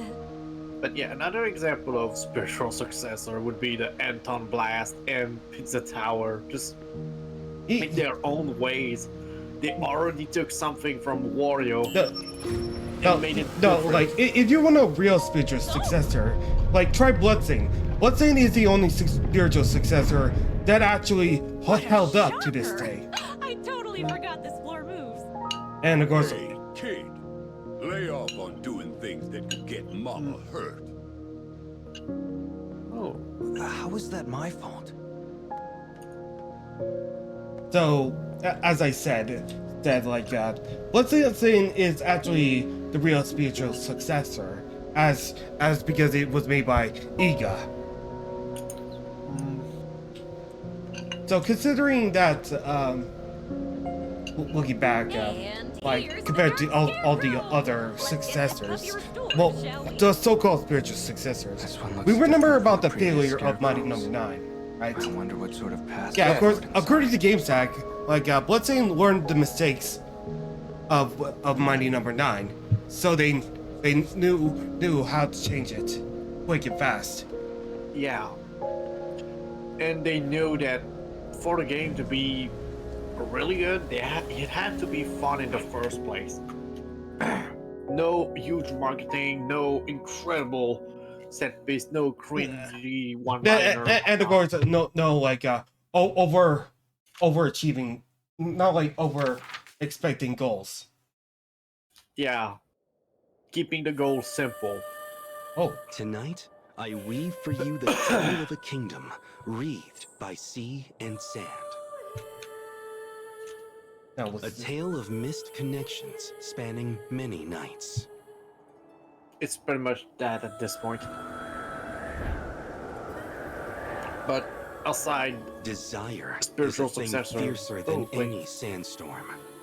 it's probably like people The wanted rich to make scent their of own spices and the kind of murmur game, crowds like drift in the through indie game air throughout industry. the city. Well, it's like what I'm just Ships saying. My from dream across game the is seven seas gather my here, dream game, making or the kingdom the well, my pinnacle of ideal game trade. is in development, On and this there's a day, few a right now sailor that's in known progress. Far and wide for his shrewd mind arrives in the harbor. He seeks to answer I the have my own notice set issued of by the games to queen. wait for. My beautiful princess no longer smiles. Any man who returns her joy may have her. Spurred by the challenge, the man quickens his pace. He dreams of the beautiful wife who awaits him in the lavish palace.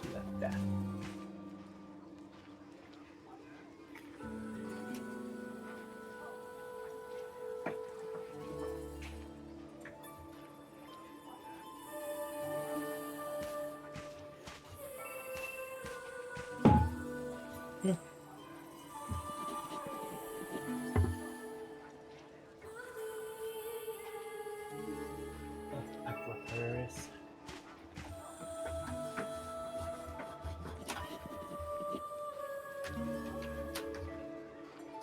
There you go. The place is up here. The man decorates himself in riches most bountiful.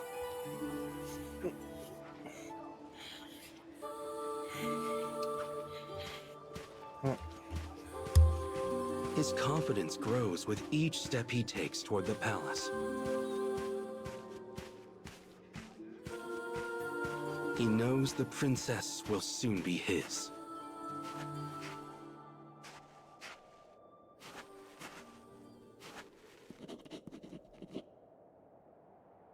Suddenly, a ragged boy appears before him.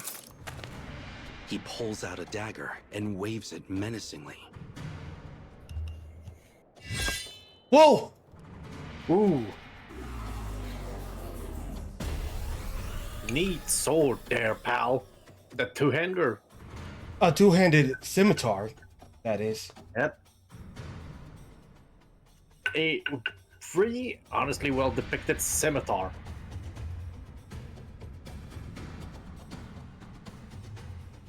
Because usually there's different type of scimitar, but this one is the closest to the Arabian if you style. Oh, that's a good backdrop right there. Oh yeah. Because there's also there's a ton of difference between scimitars. The Asian one, which is the dowel, being the thicker of the scimitars, doesn't wield the same way as the Arabian or, well, Middle East scimitar. And I don't know if there was actually two-handed scimitars. Gotta look at that. Gotta do it quickly.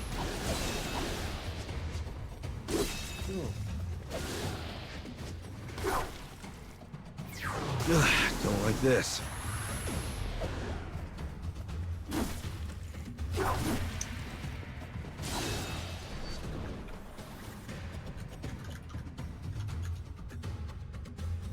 Two-handed scimitar.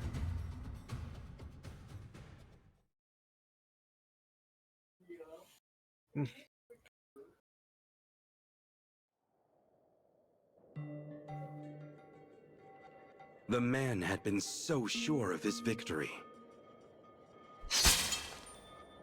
Yet there he lays, stripped of his fine belongings. What? How? Having assumed the sailor's guise, this boy now plays the main role in our tale. After briefly pitying the man, the boy leaves him behind and makes his way for the palace.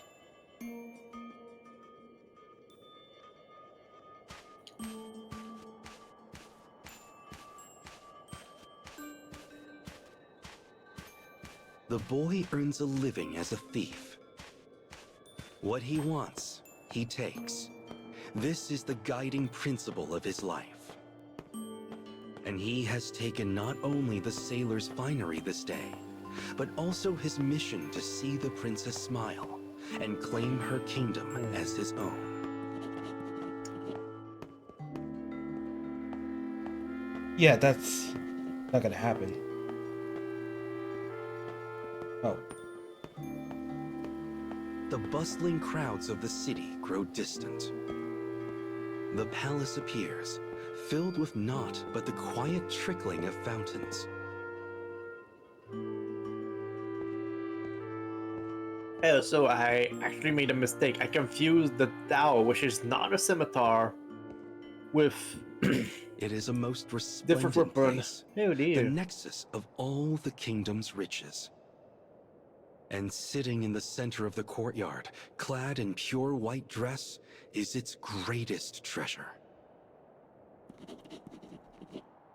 The princess is completely motionless, like a doll on display.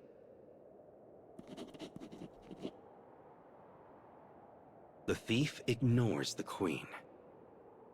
Instead, he begins to spin a nonsensical tale of adventure, one created in the moment.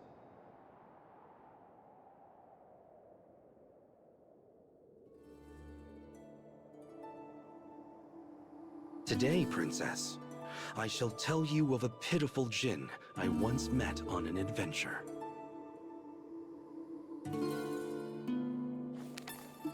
The djinn had spent centuries in perfect stillness. He thought of nothing but freedom, thought so hard on it, in fact, that his beard turned to stone. Seeing he could not move, I lifted my trusty torch high and set his beard ablaze. In his delight, he scooped me up in his arms, and we soared to freedom together.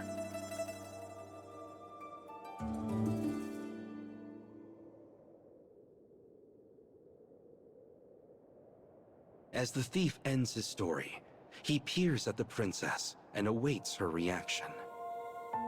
Behind her veil, he sees a face both beautiful and despondent. But there is not a hint of a smile.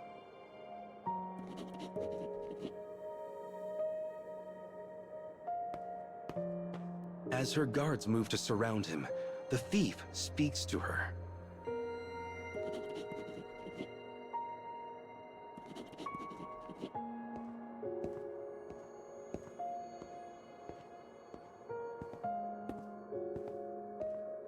Silence returns to the palace.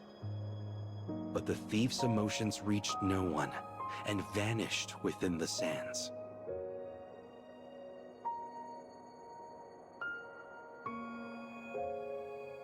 Yeah, well.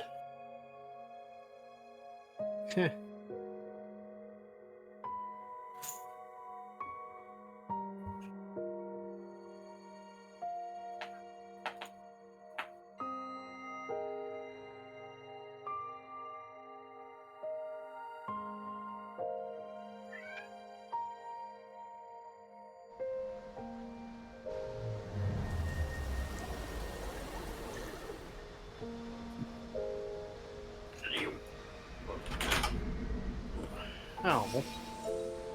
No. Looks like this one involves a young thief. First a futuristic city, and now a desert kingdom. Also, they're set in totally different eras.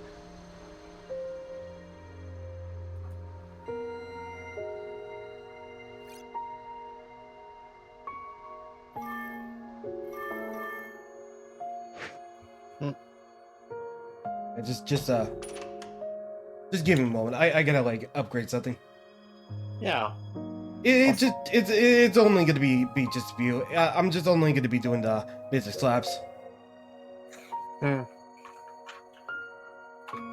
then we'll be into FF14, so it's soon. Yeah, but in 1 hour. Oh, it's at 9 instead of 8? Yeah, because we're going. Wait. Ah. Wait. Wait. Hold on. On Thursday. Yeah. He said that Tuesdays, from Tuesdays to Thursdays, he's gonna be working until 8. All right. So Good. So he's gonna be coming home at 9.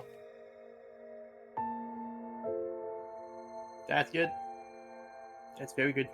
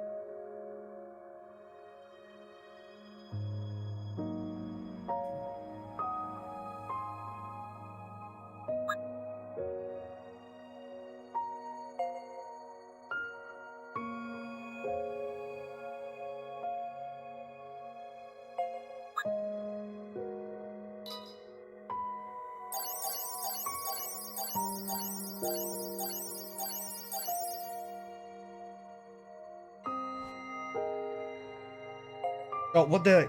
Oh, I ran out.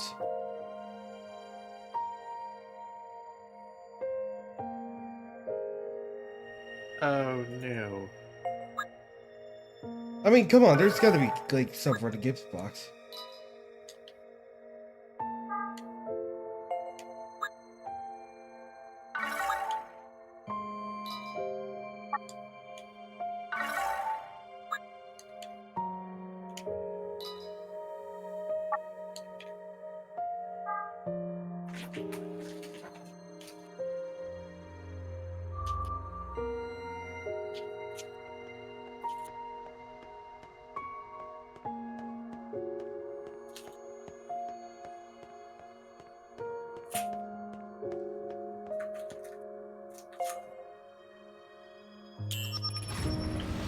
I need to repair the past and secure Luna fragments. That's right. Just keep it up.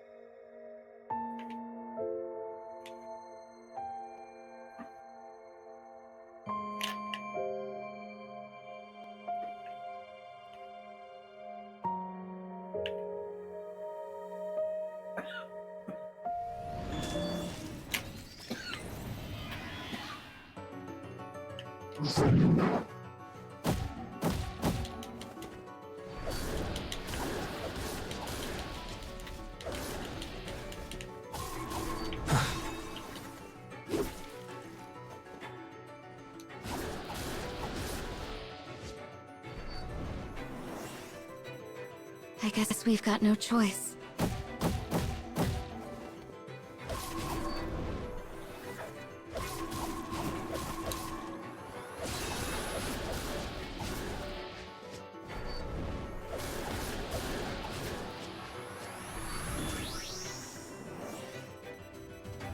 What a pain.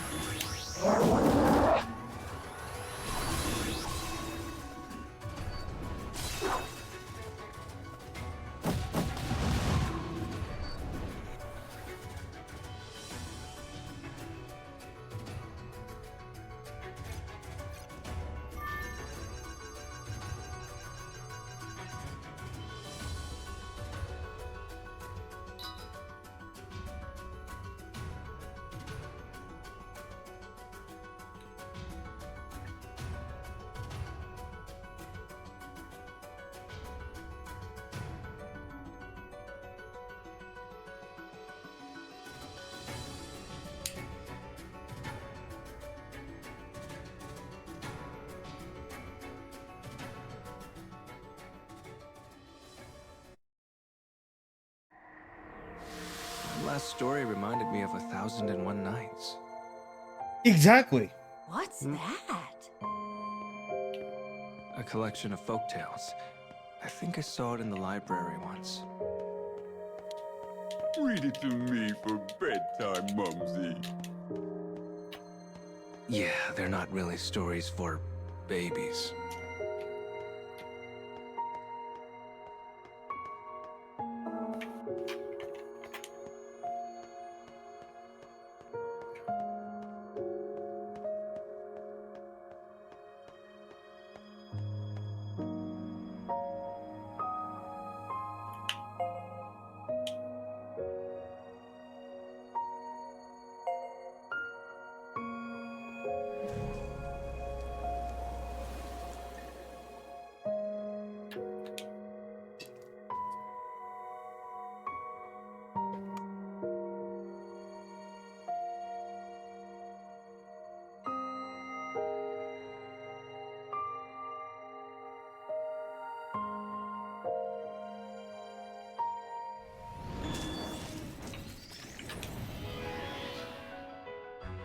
Deep breaths.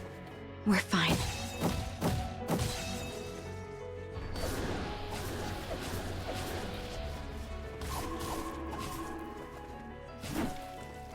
You can't hit me.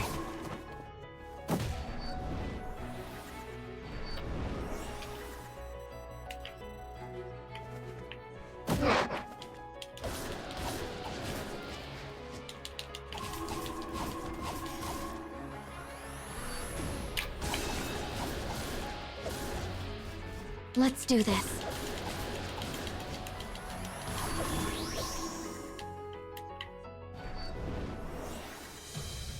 What a pain.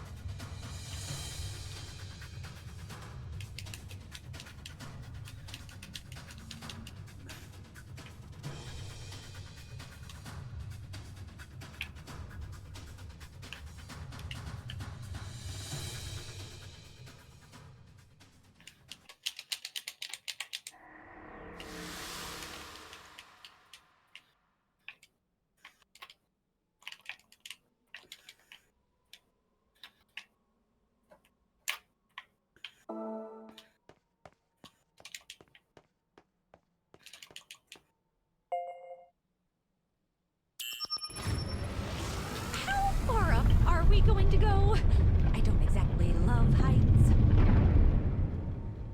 I'm starting to think this job isn't really for you.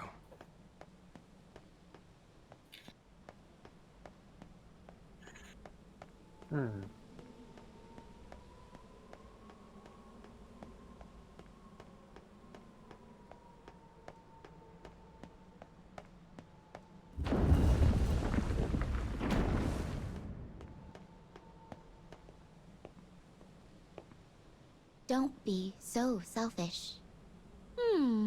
The bird is talking? Oh, what a coincidence. Hate you! This...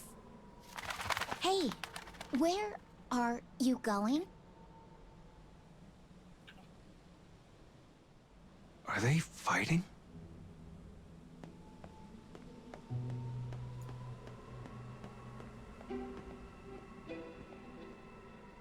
Who are you people? Oh, no need to be scared, little one. We won't hurt you. Wasn't there another one of you? Yes, we had a fight. If you want, we can keep an eye out for her as we go. Do you mean it? Thank you. That's very kind of you. Well, hey! You're such a nice boy, you. Yeah, you're not so bad, kid.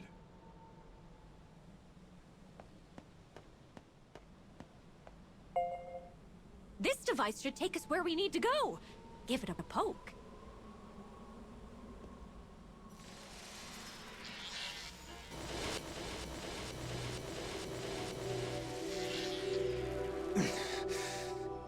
My head. Did we warp? Now we can track down our missing sister. Does you mean the bird's little sister? He looks cute. Oh yeah, this What are gives. skyscrapers doing here? Oh yep, that definitely gives off the vibe of NieR right there. Actually, better yet, Drakengard. Well, in one part, Drakengard.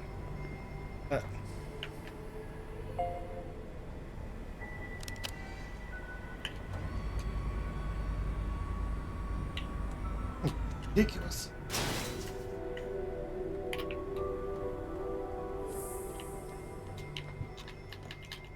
Another dead end? Oh, geez. I hope this is the right path. Hey, look at that. Judging by the length of the bridge and the shape of its actuators, we should be able to get across if we lower it. Shall I fly over and take a look? Yes, please. I mean, I should really be the one to go, but...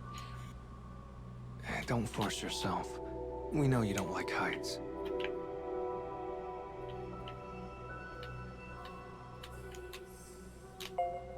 Take care! Don't worry. If I just follow these girders. Ah, Huh?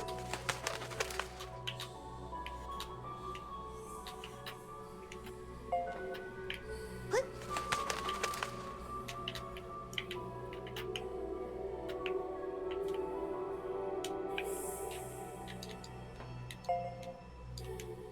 Up here, and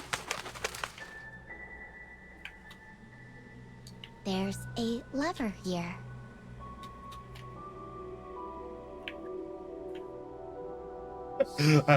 Okay.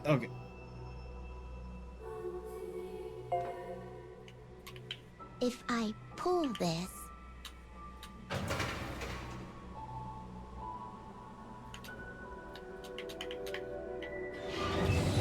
it works. Yay. Just as I thought.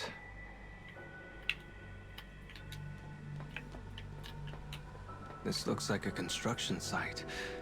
Is someone expanding the cage?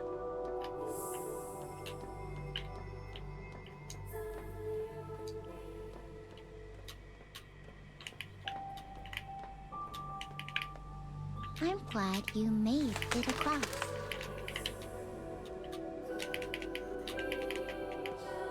Thanks for the help.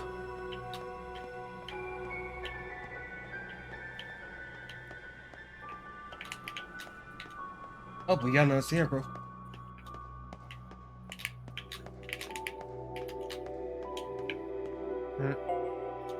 Time to go to work, Yuzuki!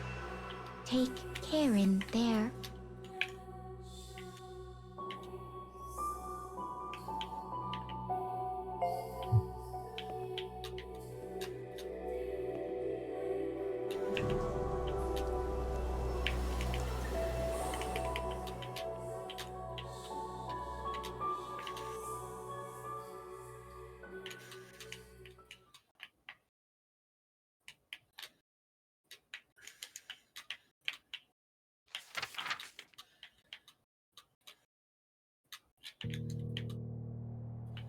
How many times has the sun risen and fallen since Thief and Princess first met? How many times has he ventured into the palace to spin for her another tale of his exploits?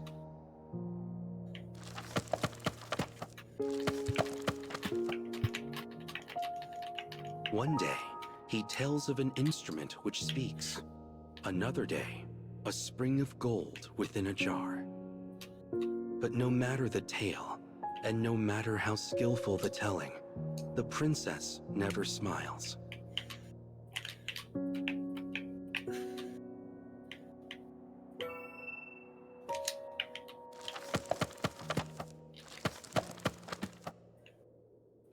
And then, one day, the princess remains as emotionless as always.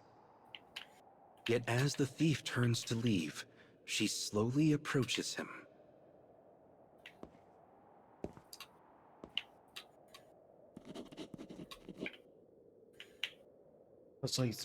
Her voice is delicate silk, her words hesitant.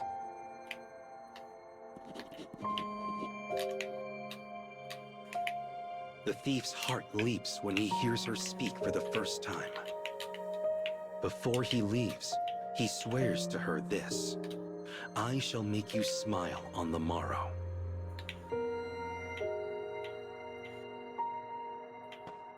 His first visit to the palace had been for devilish reasons.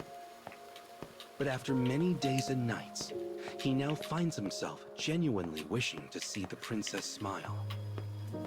This is most unlike me, he laughs at himself as he heads back into the city.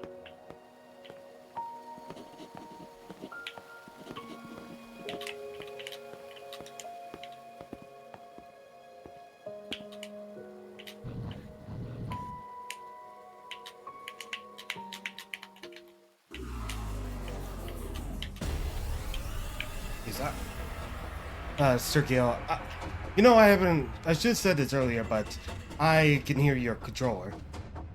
Ah, shit. Sorry.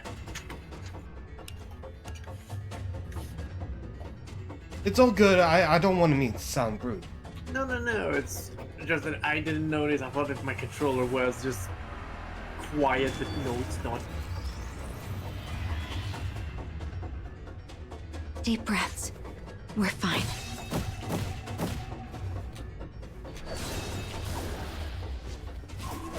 How's that?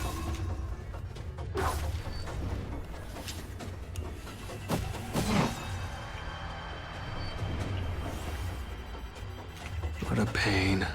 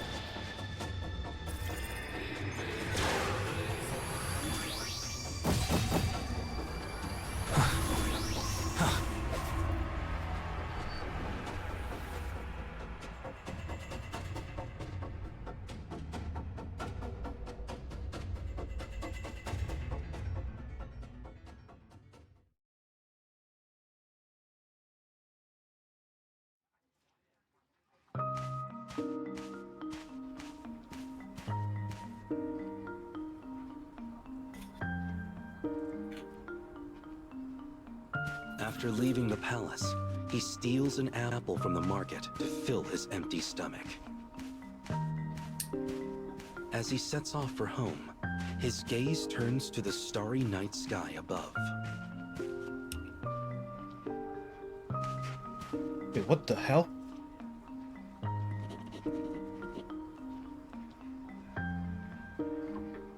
When he reaches a puddle, he halts and stares at the reflection of the majesty above him.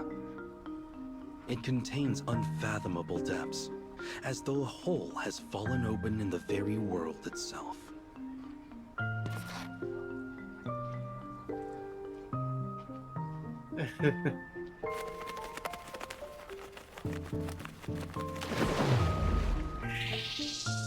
Though disturbed by the vanished puddle, the thief walks on.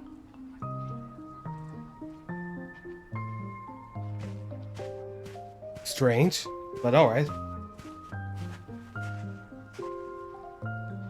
Oh, just getting his fortune?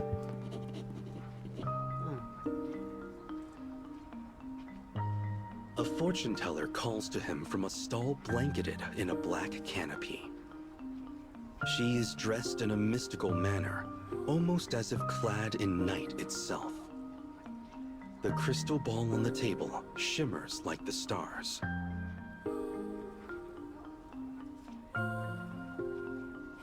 Oh, let's just see. Can I make the prince spell, or can I take this nation for my own? Should I tell the fortune? Can I make the princess smile? As she raises her hands to the orb, a look of concern settles over her face. Death awaits if you continue to see the princess. Oof.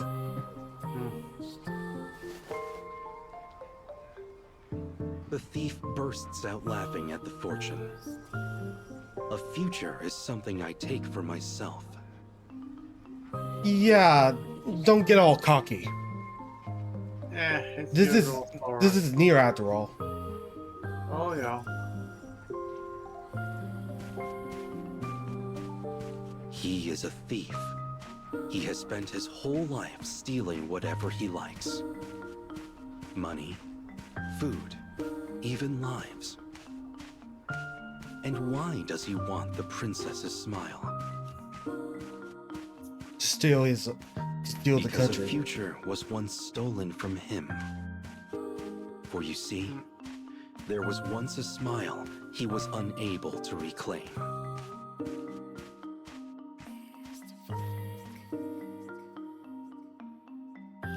Yeah, well.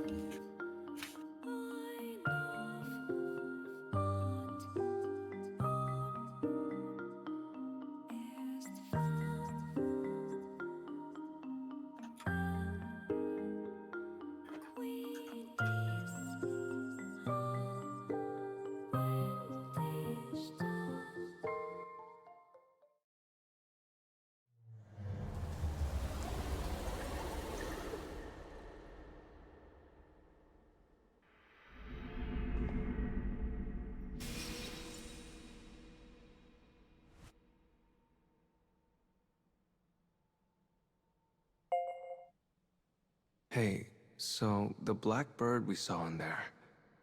That was me. It was broken, so I fixed it.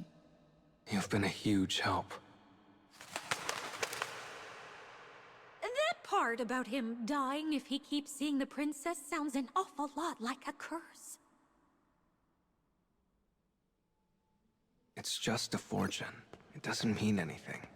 Yuzuki, do you know what you're getting in for? Come on. I don't think he does. Even if there are a few happy endings. Actually, there's only one. That's the reluctant hero.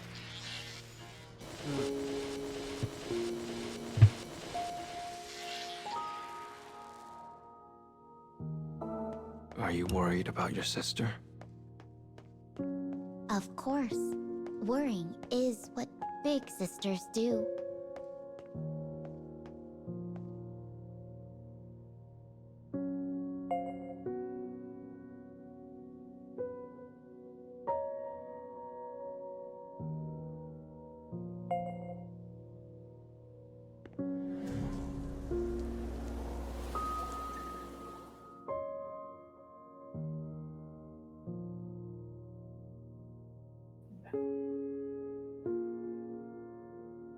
Ah.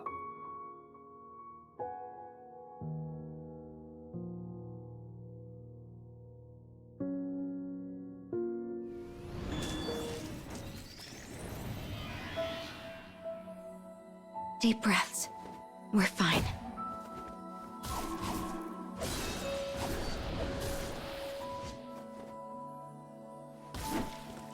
Damn.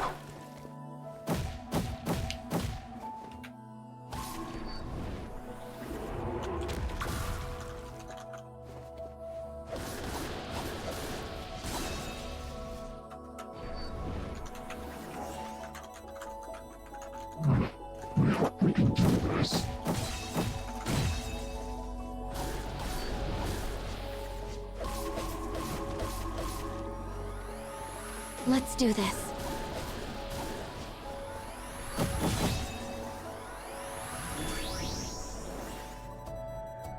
What a pain.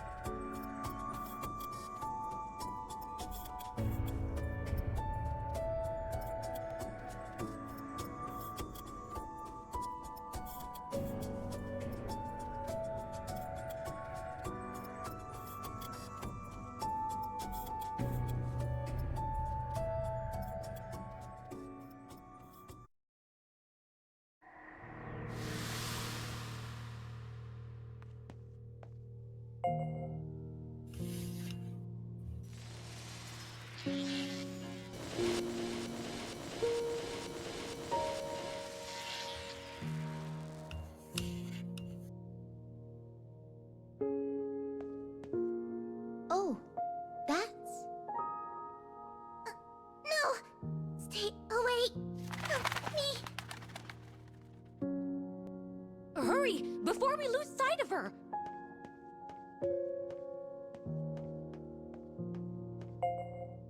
This thing's in the way.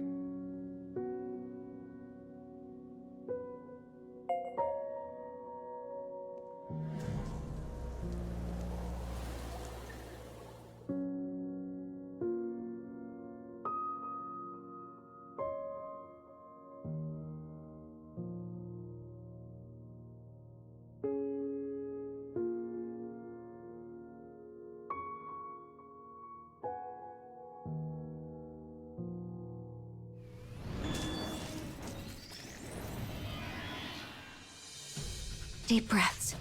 We're fine.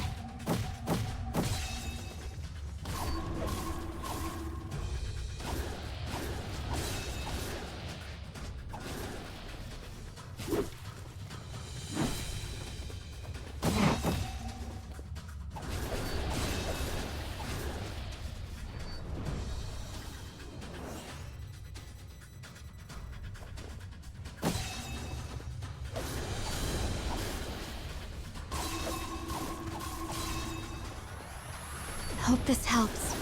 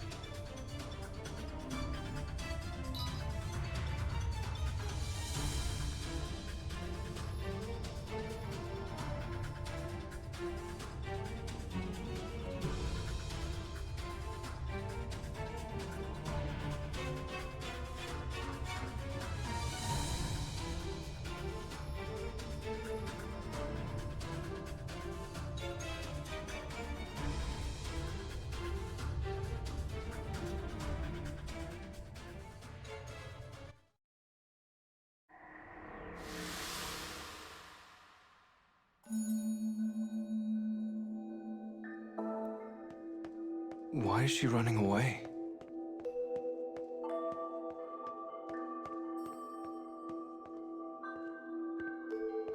Oh no, we lost her. Can the two of us even make up at this point?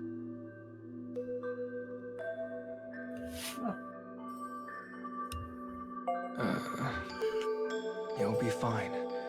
Your family, after all. You're right.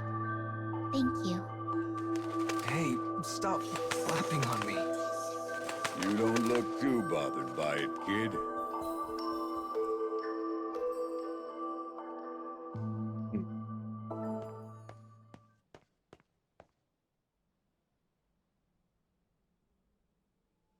No. Your cat? Yeah.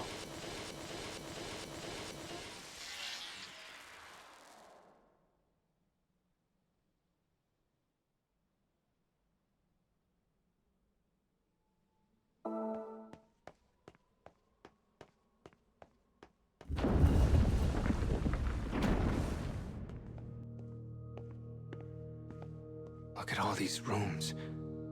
Are there other people in the cage?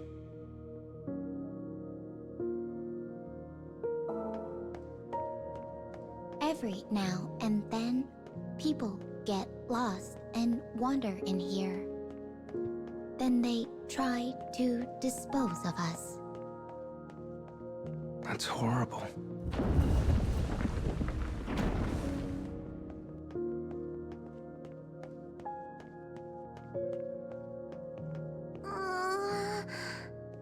I'm lost. There you are. I'm sorry I ran away, sis. And I'm sorry I ate your snacks. It's okay. Everything's okay now. All's well that ends well, I guess. I found her. Thank you so much. Yeah, no more fighting, okay? Okay. Farewell. What? Oh, right, Hina. Huh? Where'd they go? Oh, they probably just flew off somewhere else. I hope they're all right.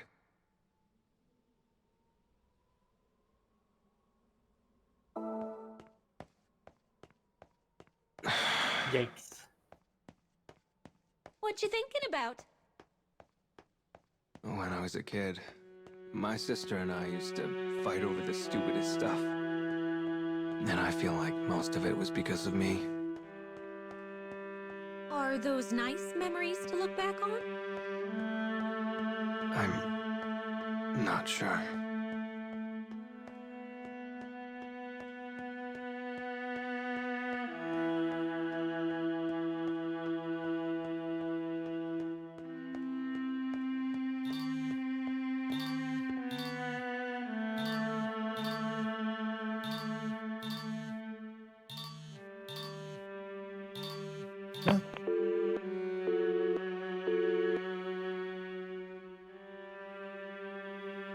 That call just now. Is it okay that you didn't answer that?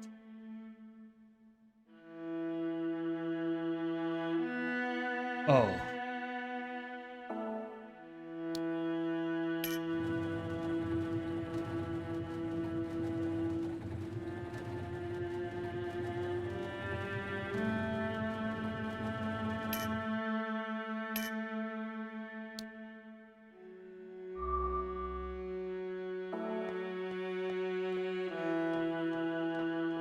It can't be.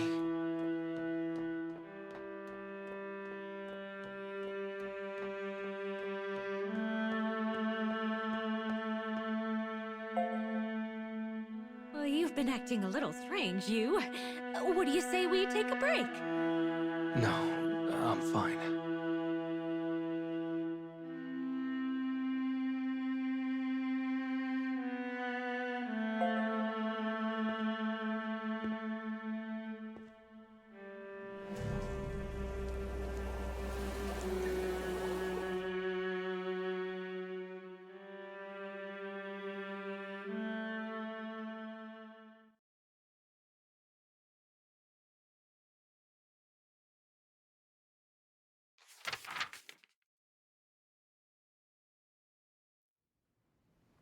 This is a tale of when the boy thief did not yet know his way of life.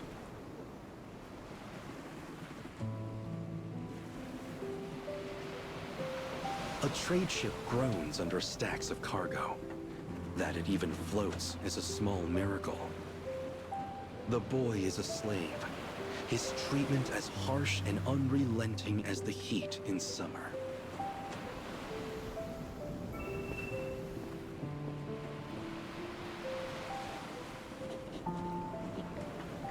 Seeing no end to his misery, he thinks himself unlucky to have ever drawn breath. His only solace is a slave girl aboard the same ship.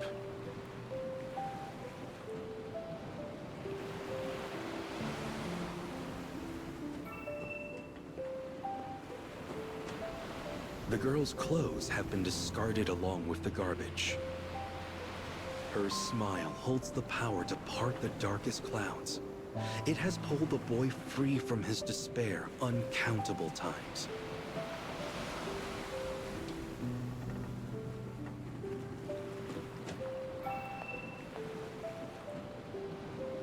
Old books lie scattered across the deck. The girl had read to him the adventures in their pages, granting him courage.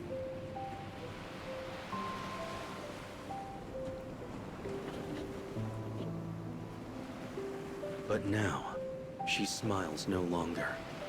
It has fled, along with her joy.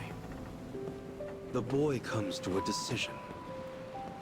He will save the slave girl. He will bring her smile back.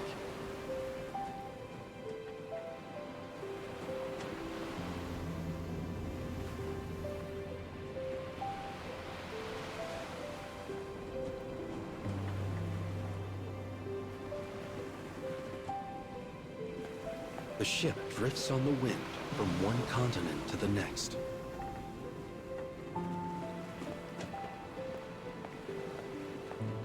Fighting against the turbulent waves, the boy runs to the bow of the ship.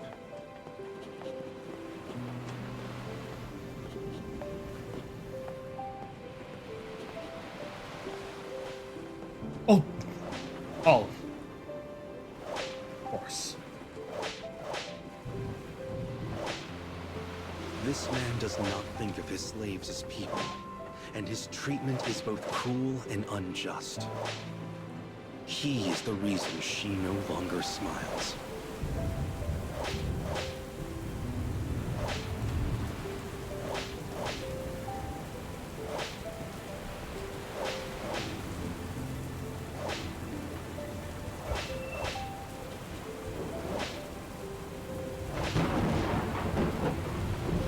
Though fear races through the boy's heart, he finds his courage all the same.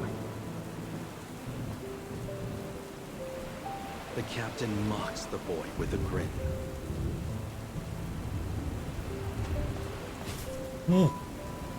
A surge of emotion pushes the boy forward. He plunges a hidden blade into the captain, killing him instantly. The boy does not know a life outside of slavery. It is his world, his all, his everything. But he has done this to protect the girl's smile.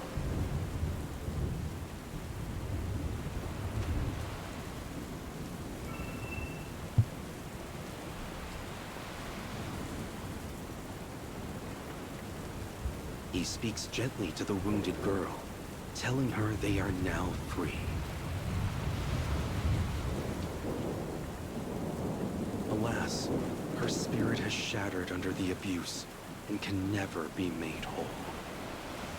She will never smile again.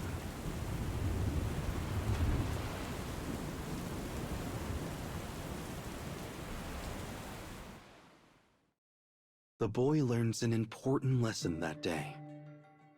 What is stolen can never be reclaimed.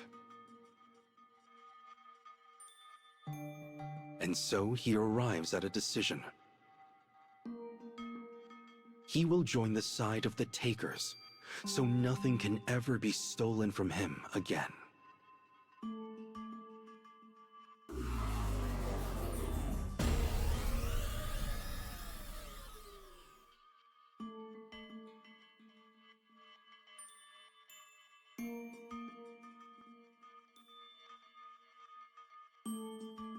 Ugh, with the rough story. Very.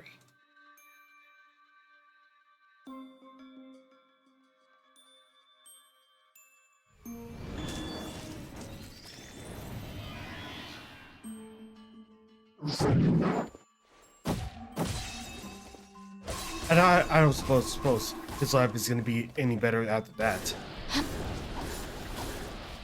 Pretty sure he won't.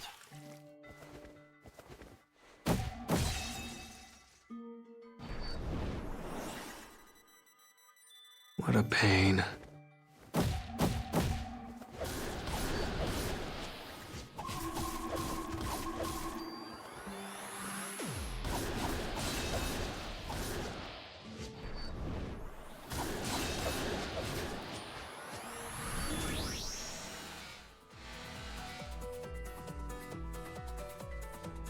I guess we've got no choice.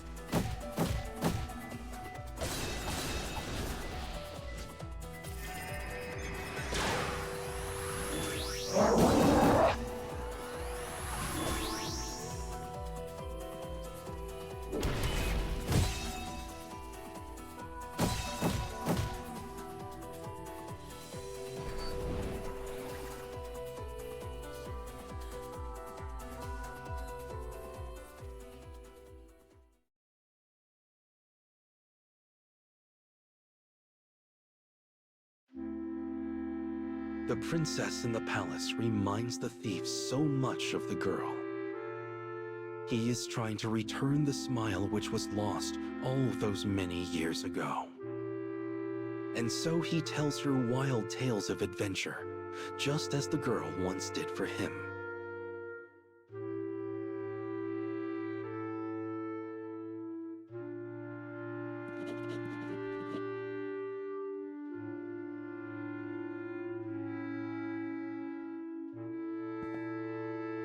When he finally finishes his tale, the princess approaches him.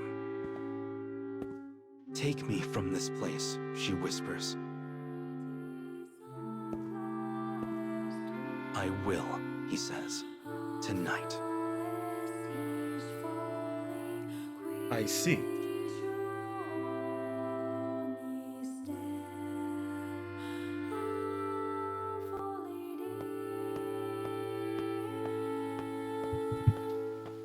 He and the princess have exchanged a secret promise. After countless visits, she has finally opened her heart to him. But the question remains: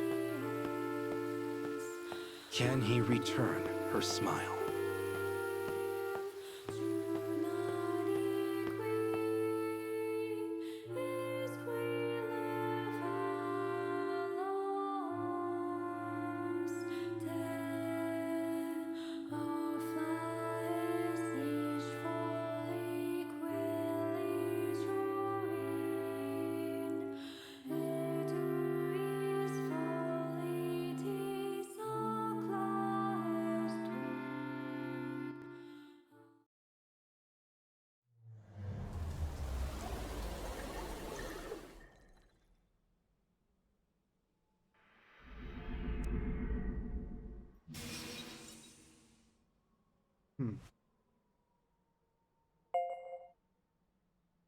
A suitor stealing her away from the palace. How romantic. I'd save you no matter where you were cooped up, Mumsy.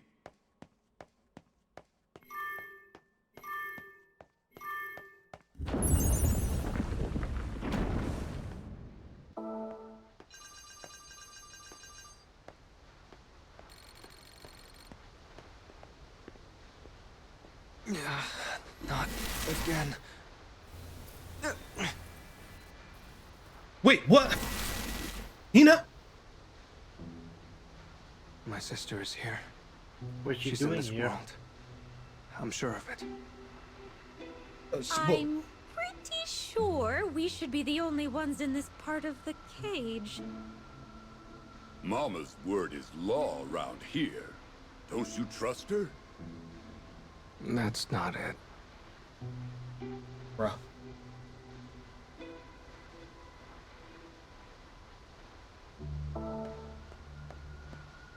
Oh, poor you. You must really miss your sister. Well, sure I do. I need to see her again.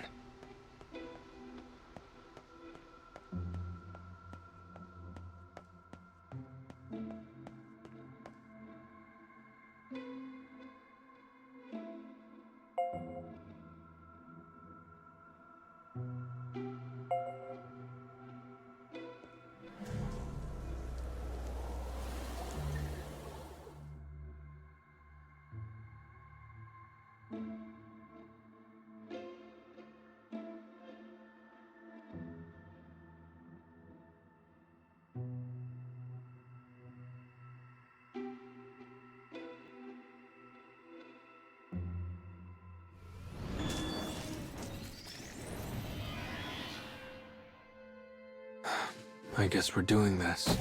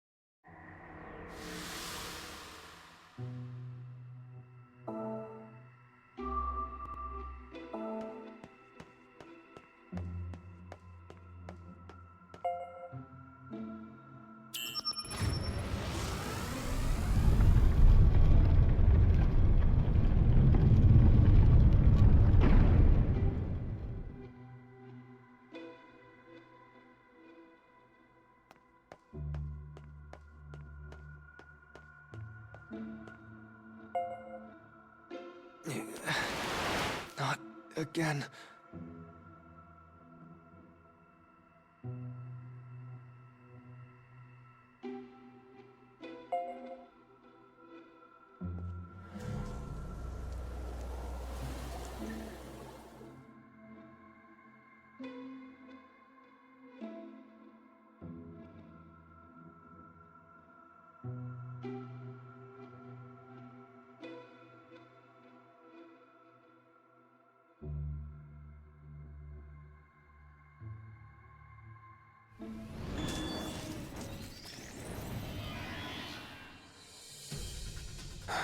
I guess we're doing this.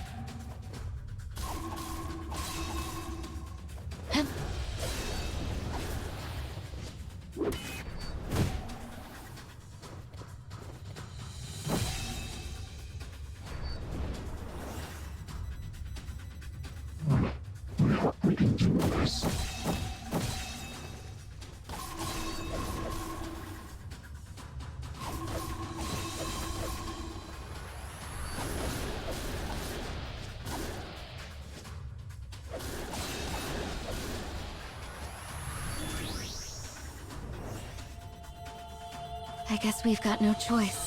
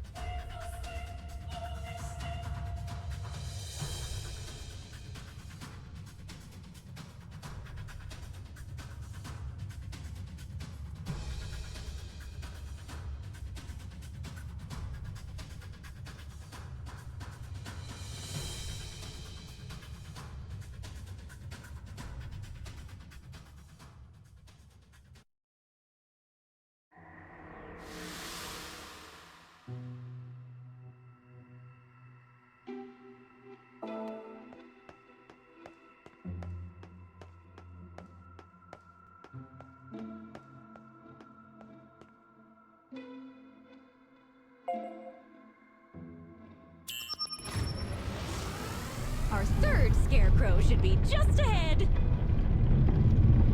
Fourth.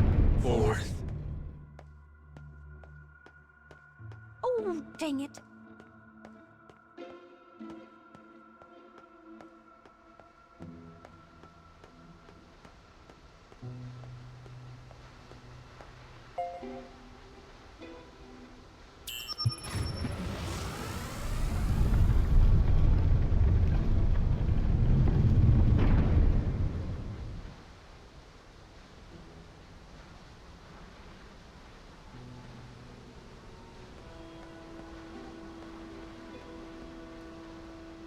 I need to get a picture of this.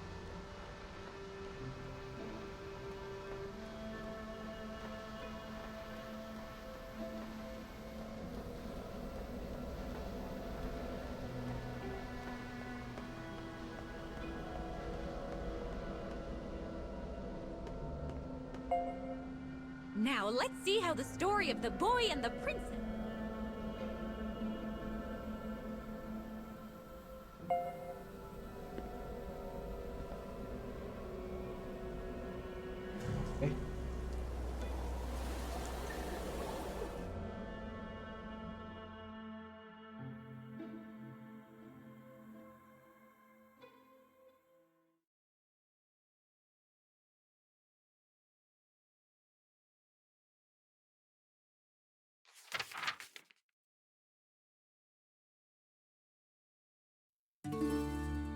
A secret garden lies deep in this land of luxury. It is far out of reach, like the brilliant moon which hangs heavy in the dark.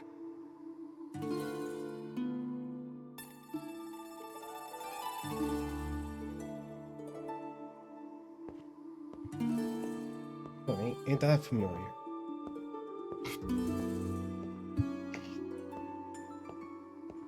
Or it should be. But this night, the thief has snuck through the garden and toward the princess's room. He is here to hold fast to his promise. He is here to whisk her away.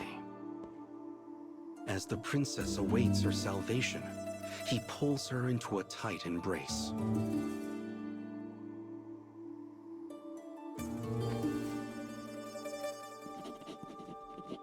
Let's just get this leaf.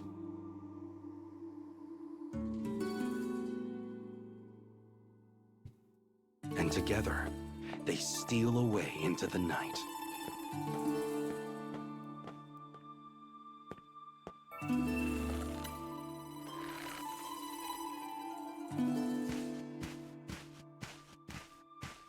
The pair run through the darkness of the midnight city.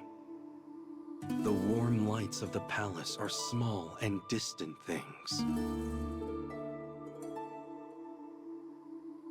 As the houses become more sparse, the smell of the sea grows stronger. Hope blossoms in the thief's heart as he feels the princess breathe. He forges onward so they might leave this kingdom and find her smile anew.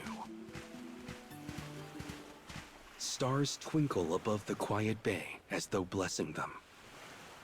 The small boat the thief prepared beforehand bobs gently on the water.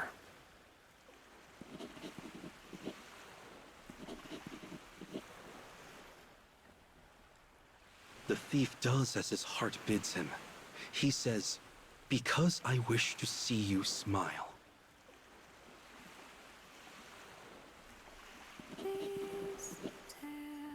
As he speaks, her lips turn upward.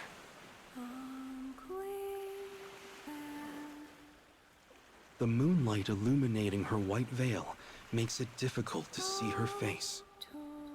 But he knows he has found her smile at last.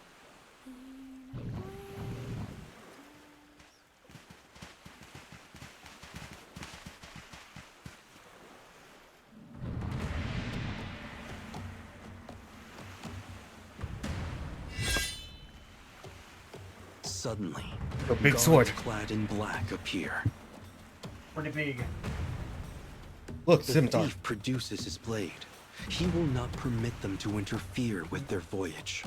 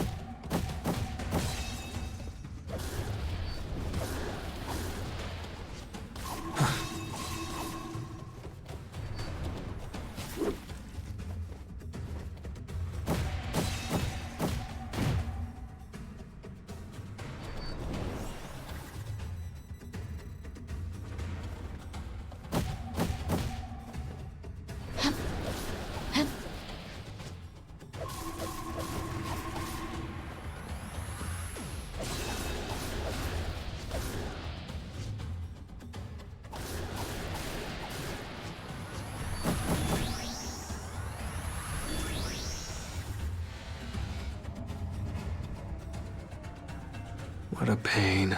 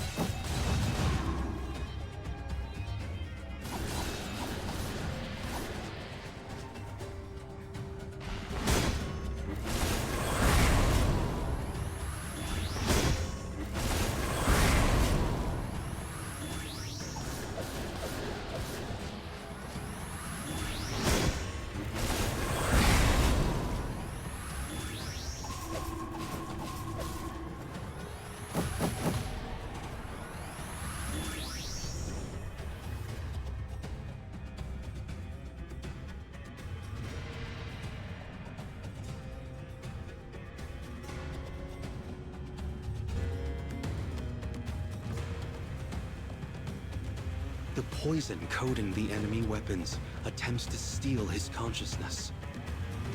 His body collects wound after wound as he cuts down the guards.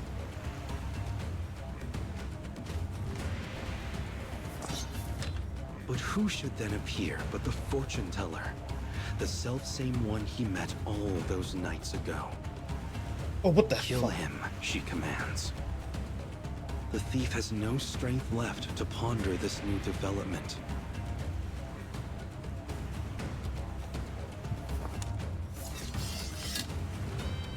I will not permit any to steal her smile, he cries in a hoarse and raspy voice.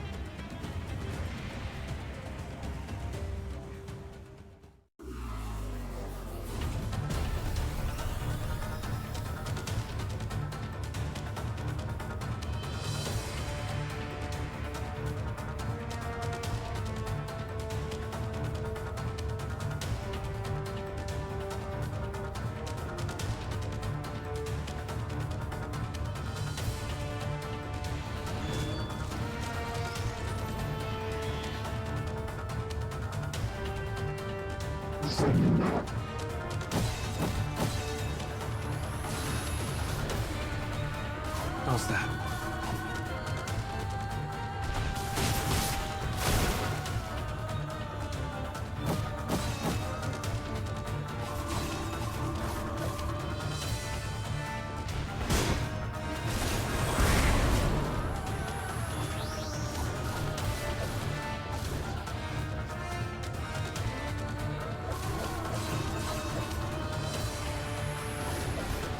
Hi, Rallius. How's it going?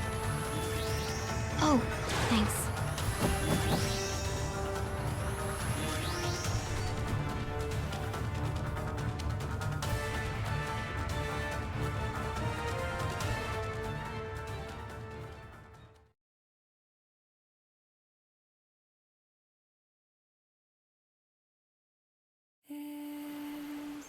The thief finds himself slowly slipping away. The princess calls to him. He reaches out, but his hands encounter only darkness. His mind still cloudy, the thief's eyes peel open. The water is calm, reflecting the glow of sunrise in its perfect mirror. The thief looks around, wondering if he has finally obtained freedom with the princess.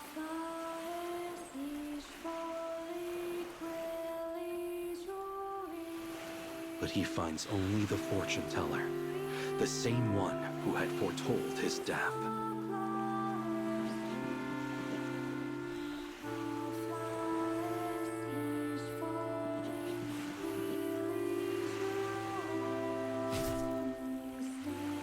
He is still unable to grasp what is happening, even as she thrusts her spear through him.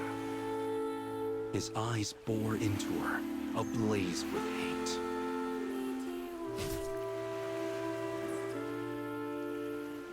Her laughter intermingles with the sound of waves. His roar is accompanied by the flash of a blade.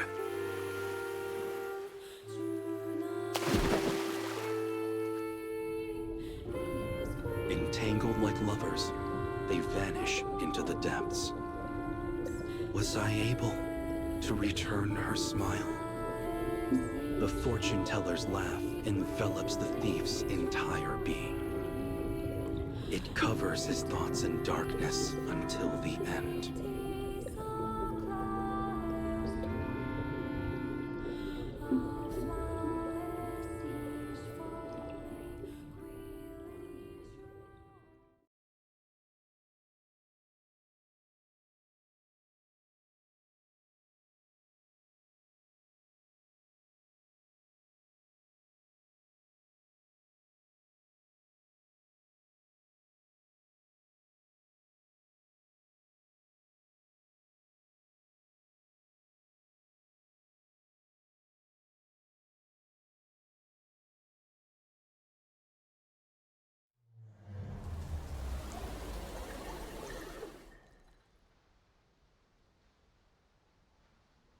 Oh, the boy had to steal so much in order to survive. But when one thing is taken, another is lost. That is the fate people must endure. And even if we understand that, people keep taking things from others. Well, let's save the difficult conversation for later, because right now, it's payday! Yeah, she's right. Yeah, and then another story for Yuzuki. Yep.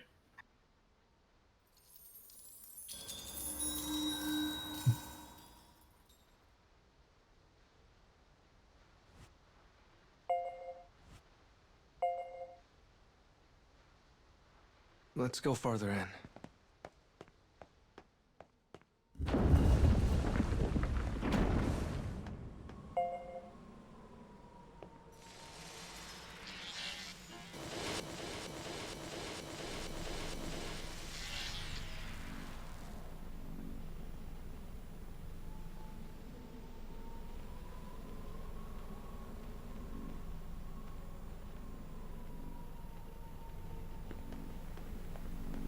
Oh, we got more moons. So many flat screen TVs. I knew it. More TVs, which means... If you wish to change the past, you must be ready to lose something in exchange.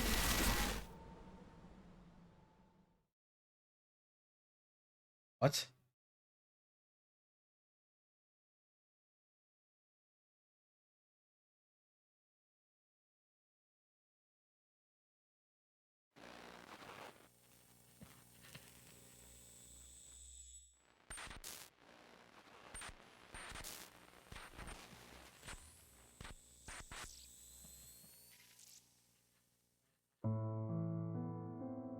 In the library of a metropolitan high school, a boy diligently attends to his studies.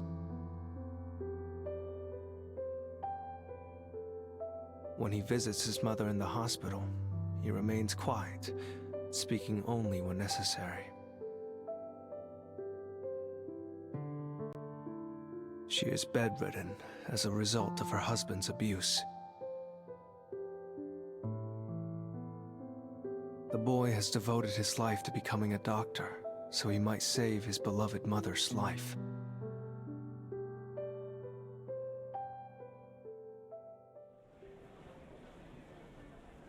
With the day complete, people hurry about their business in the evening gloam of the city. The boy walks alone in the street, surrounded by a noise and light and life that is a far cry from the typical silence of the night. After studying at a cafe, he heads for work.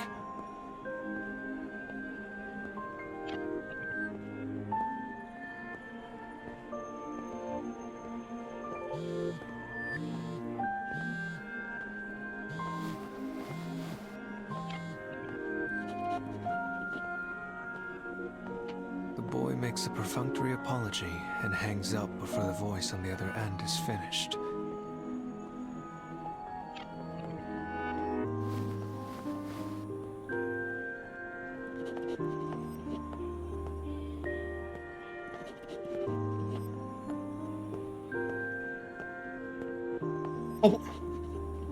Oh my god, it is Hina!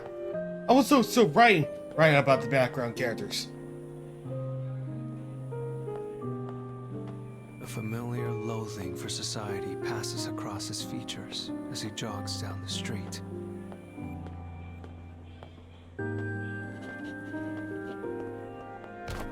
Look!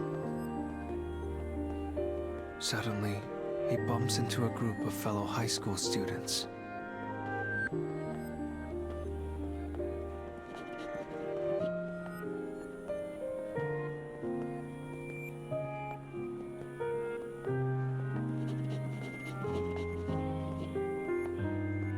Chatter and squeak like startled insects, organisms barely worthy of the miracle of life.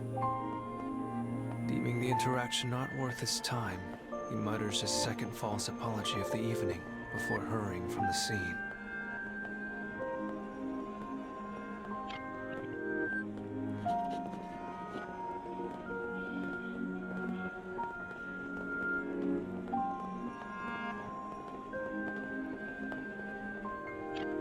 He is saving up for medical school in the hopes he might somehow restore his mother to health.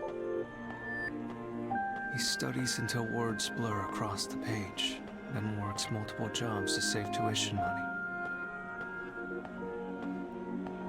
Fatigue is a constant companion, joy an enemy. His life, his seemingly endless life, is nothing but stress.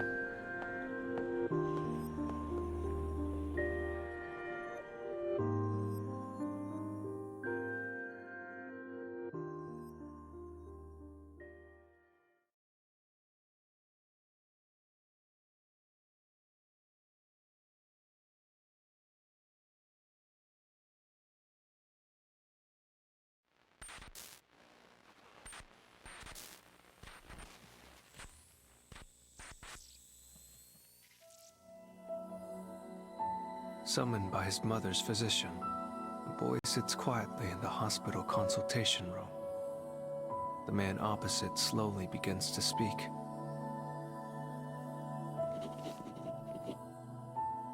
He informs the boy that his mother has very little time remaining to her. As if attempting to reject reality, the boy begins peppering the doctor with questions.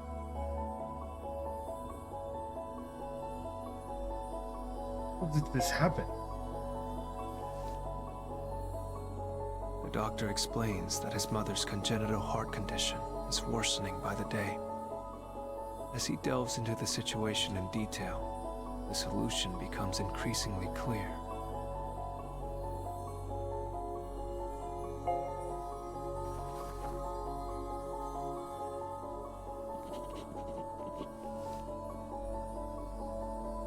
His mother will need a heart transplant. It is the only thing that might save her. Yet there are many hurdles to overcome, including finding a donor and paying for the procedure.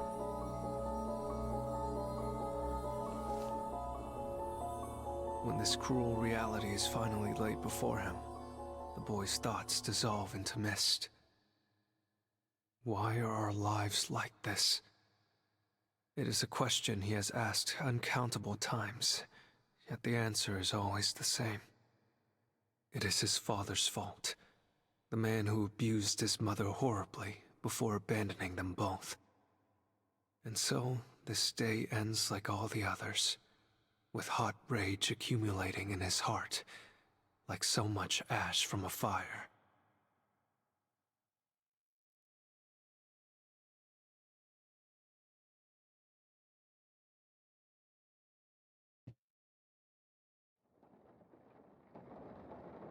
The beeping of the cardiograph serves as proof that his mother yet lives.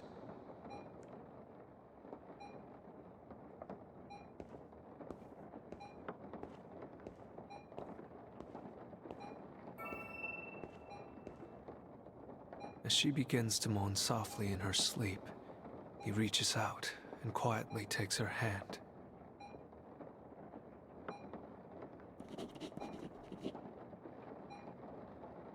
At this moment, he notices something. His own heart is beating in time with his mother's cardiograph.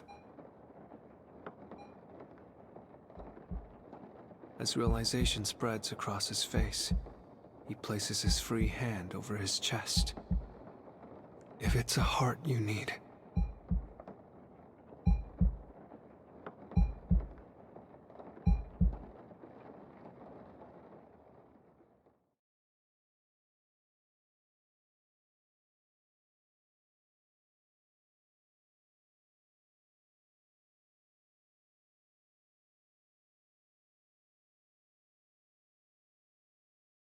You good? Yeah.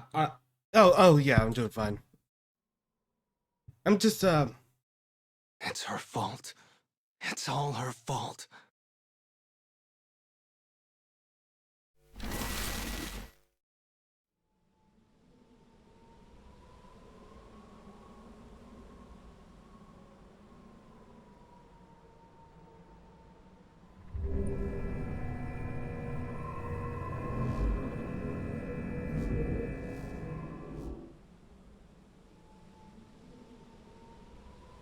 I'd do anything for my mom. I even risked my own life to save her. Oh, things must have been so hard for you. But if you fix the broken moon, I know your best will. Well, I'm going to keep guiding you so you can forget all of this terrible stuff, okay? thanks. You're helping more than you think. Hmm? Did you say something? No, nothing.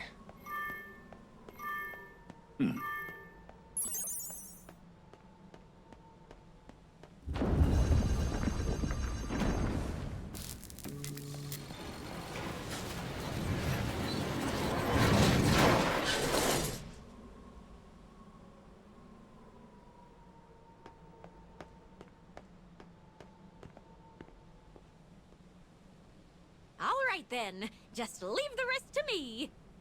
I'm counting on you. Just a bit, though.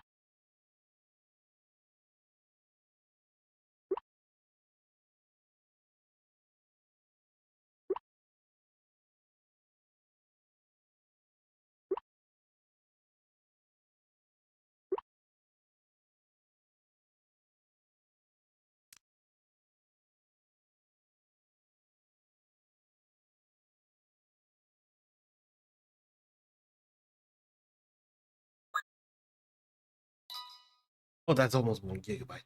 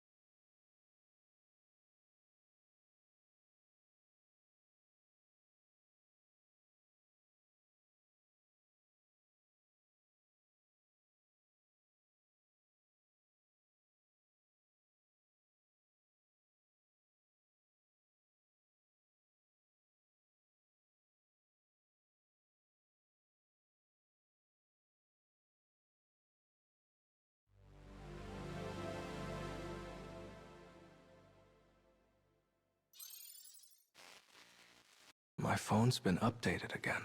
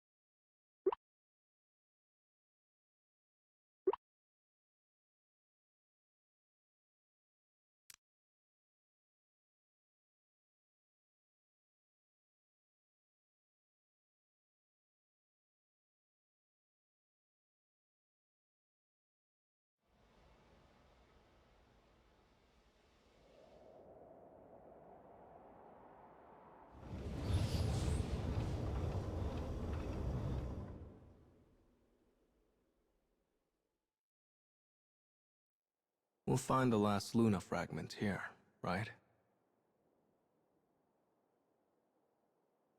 And then we have to say goodbye.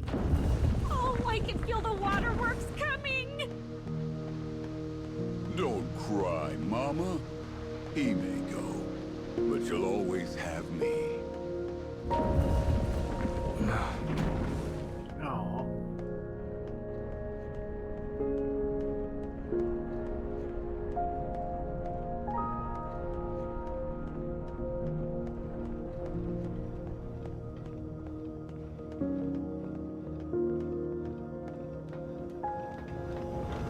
And suddenly you face planted into a wall. These gears are really loud. What? Your rear is proud? He said he loved you, Mumsy. Oh my god, stop.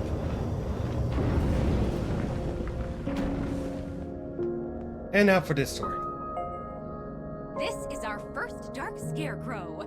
Time to. I have to repair the past inside the scarecrow.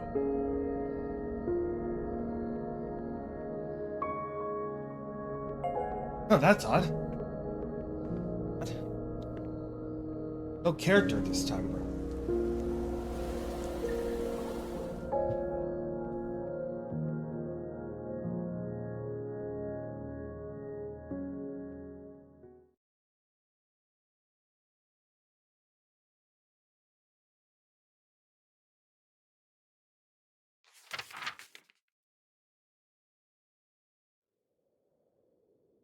Oh, this is a continuation.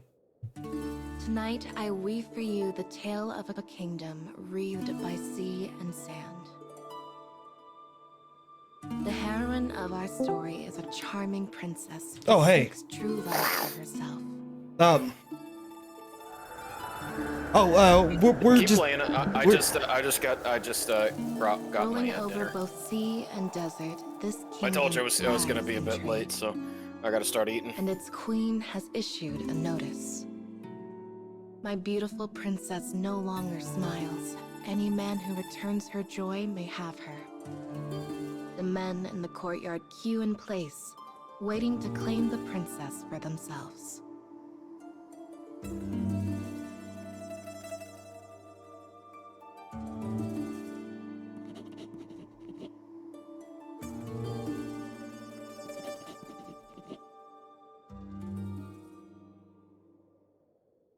The first hopeful begins to speak.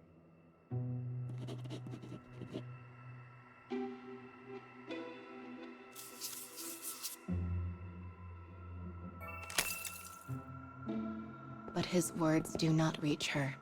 She does not smile.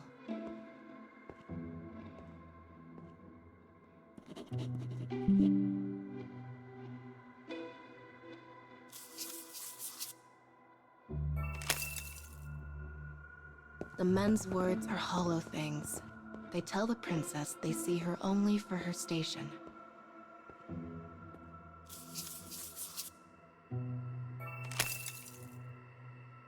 But that error is not theirs alone. Indeed, all who live in the kingdom are blind. They cannot see the princess for who she truly is.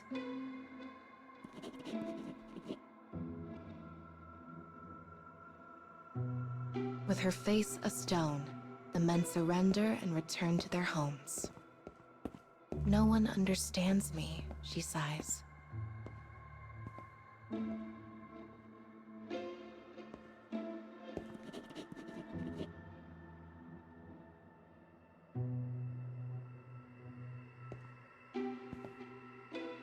But then, a lone boy dressed as a sailor appears before her, one barely on the cusp of manhood.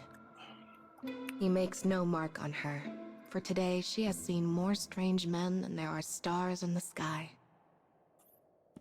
How's it going? not much. Gotcha. The boy begins to spin a tale of wild adventure.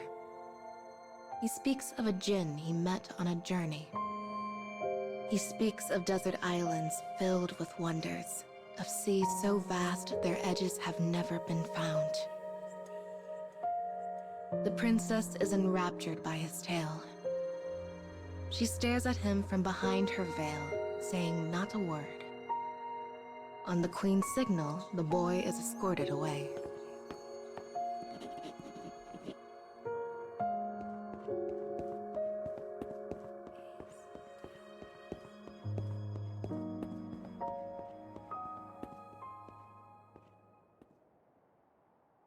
His voice grows distant, and silence soon returns to the palace.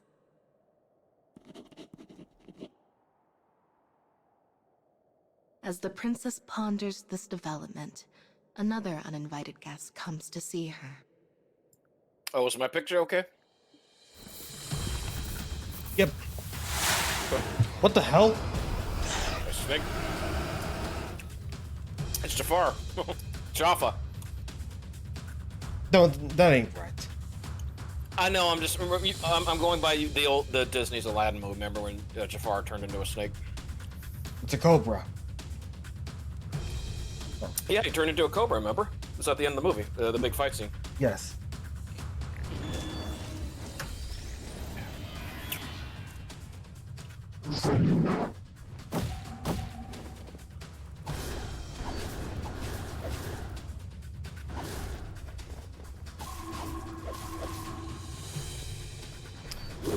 How you doing, Sturkio?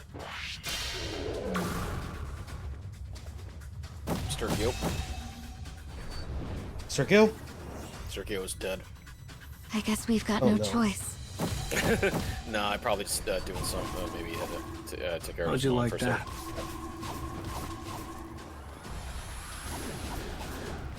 All right, let me finish up.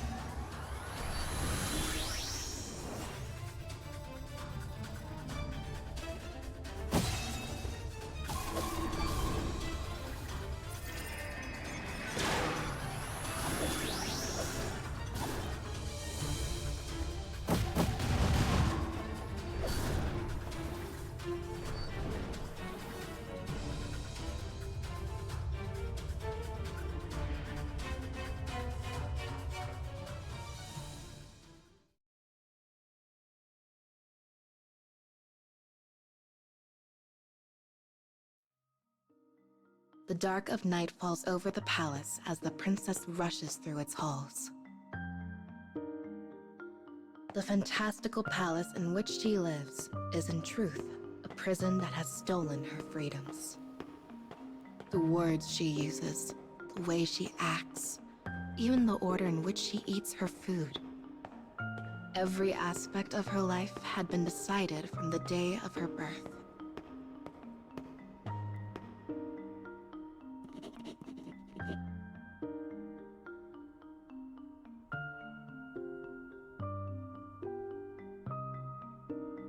No one has ever seen the true me. None of the men, and not even that boy. Day after day, she plays the role of a demure princess. Unable to bear this curse, she eventually lost the will to smile.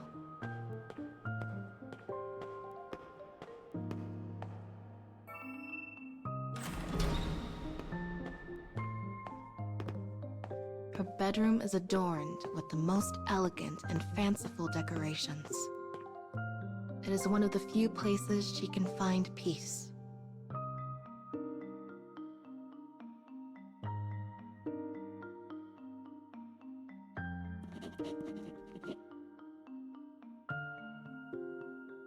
At a signal from her lady-in-waiting, the princess changes her clothes.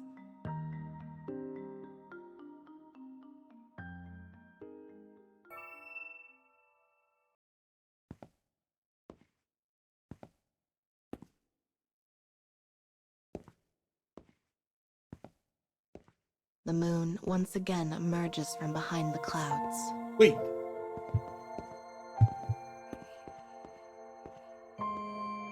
She stares at herself in the mirror, dressed now in the guise of a fortune teller. Wait, how's that It is a even persona possible? she assumes only when the sun takes its leave from the sky. This doesn't make sense.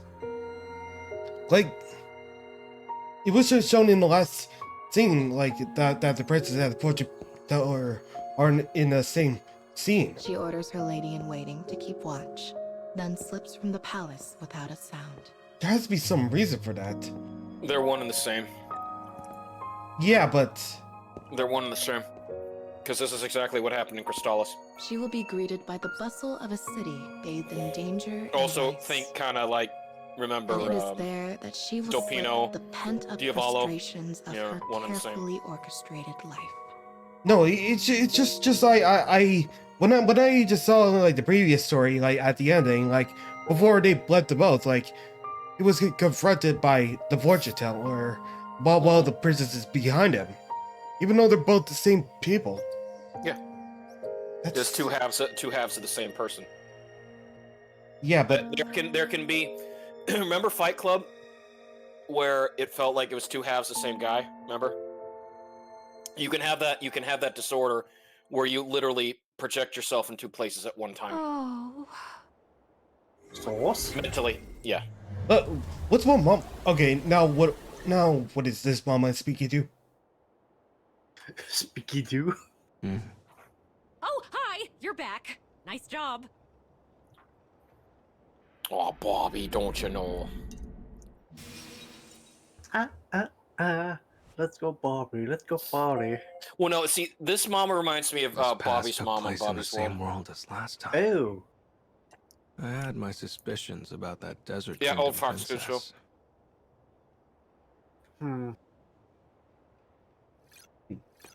So, do you want It was Howie Mandel's creation, because the voice of Bobby was Howie Mandel. He was very talented for a voice actor. What? Oh, People know him as, just for America's Got Talent and Deal or No Deal, but She was sending Howie messages Mandel, to her really, precious really good babe. voice actor. see? You know you can just talk. Almost to each done. other.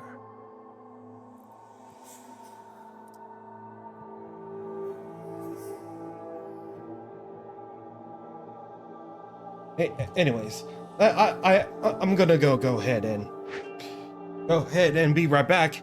So then we can start off with Final Fantasy 14. Yay! Y'all been waiting for Heavensward. So, right back. I finished the yakisoba. Okay. I got one more rug on. I'm going about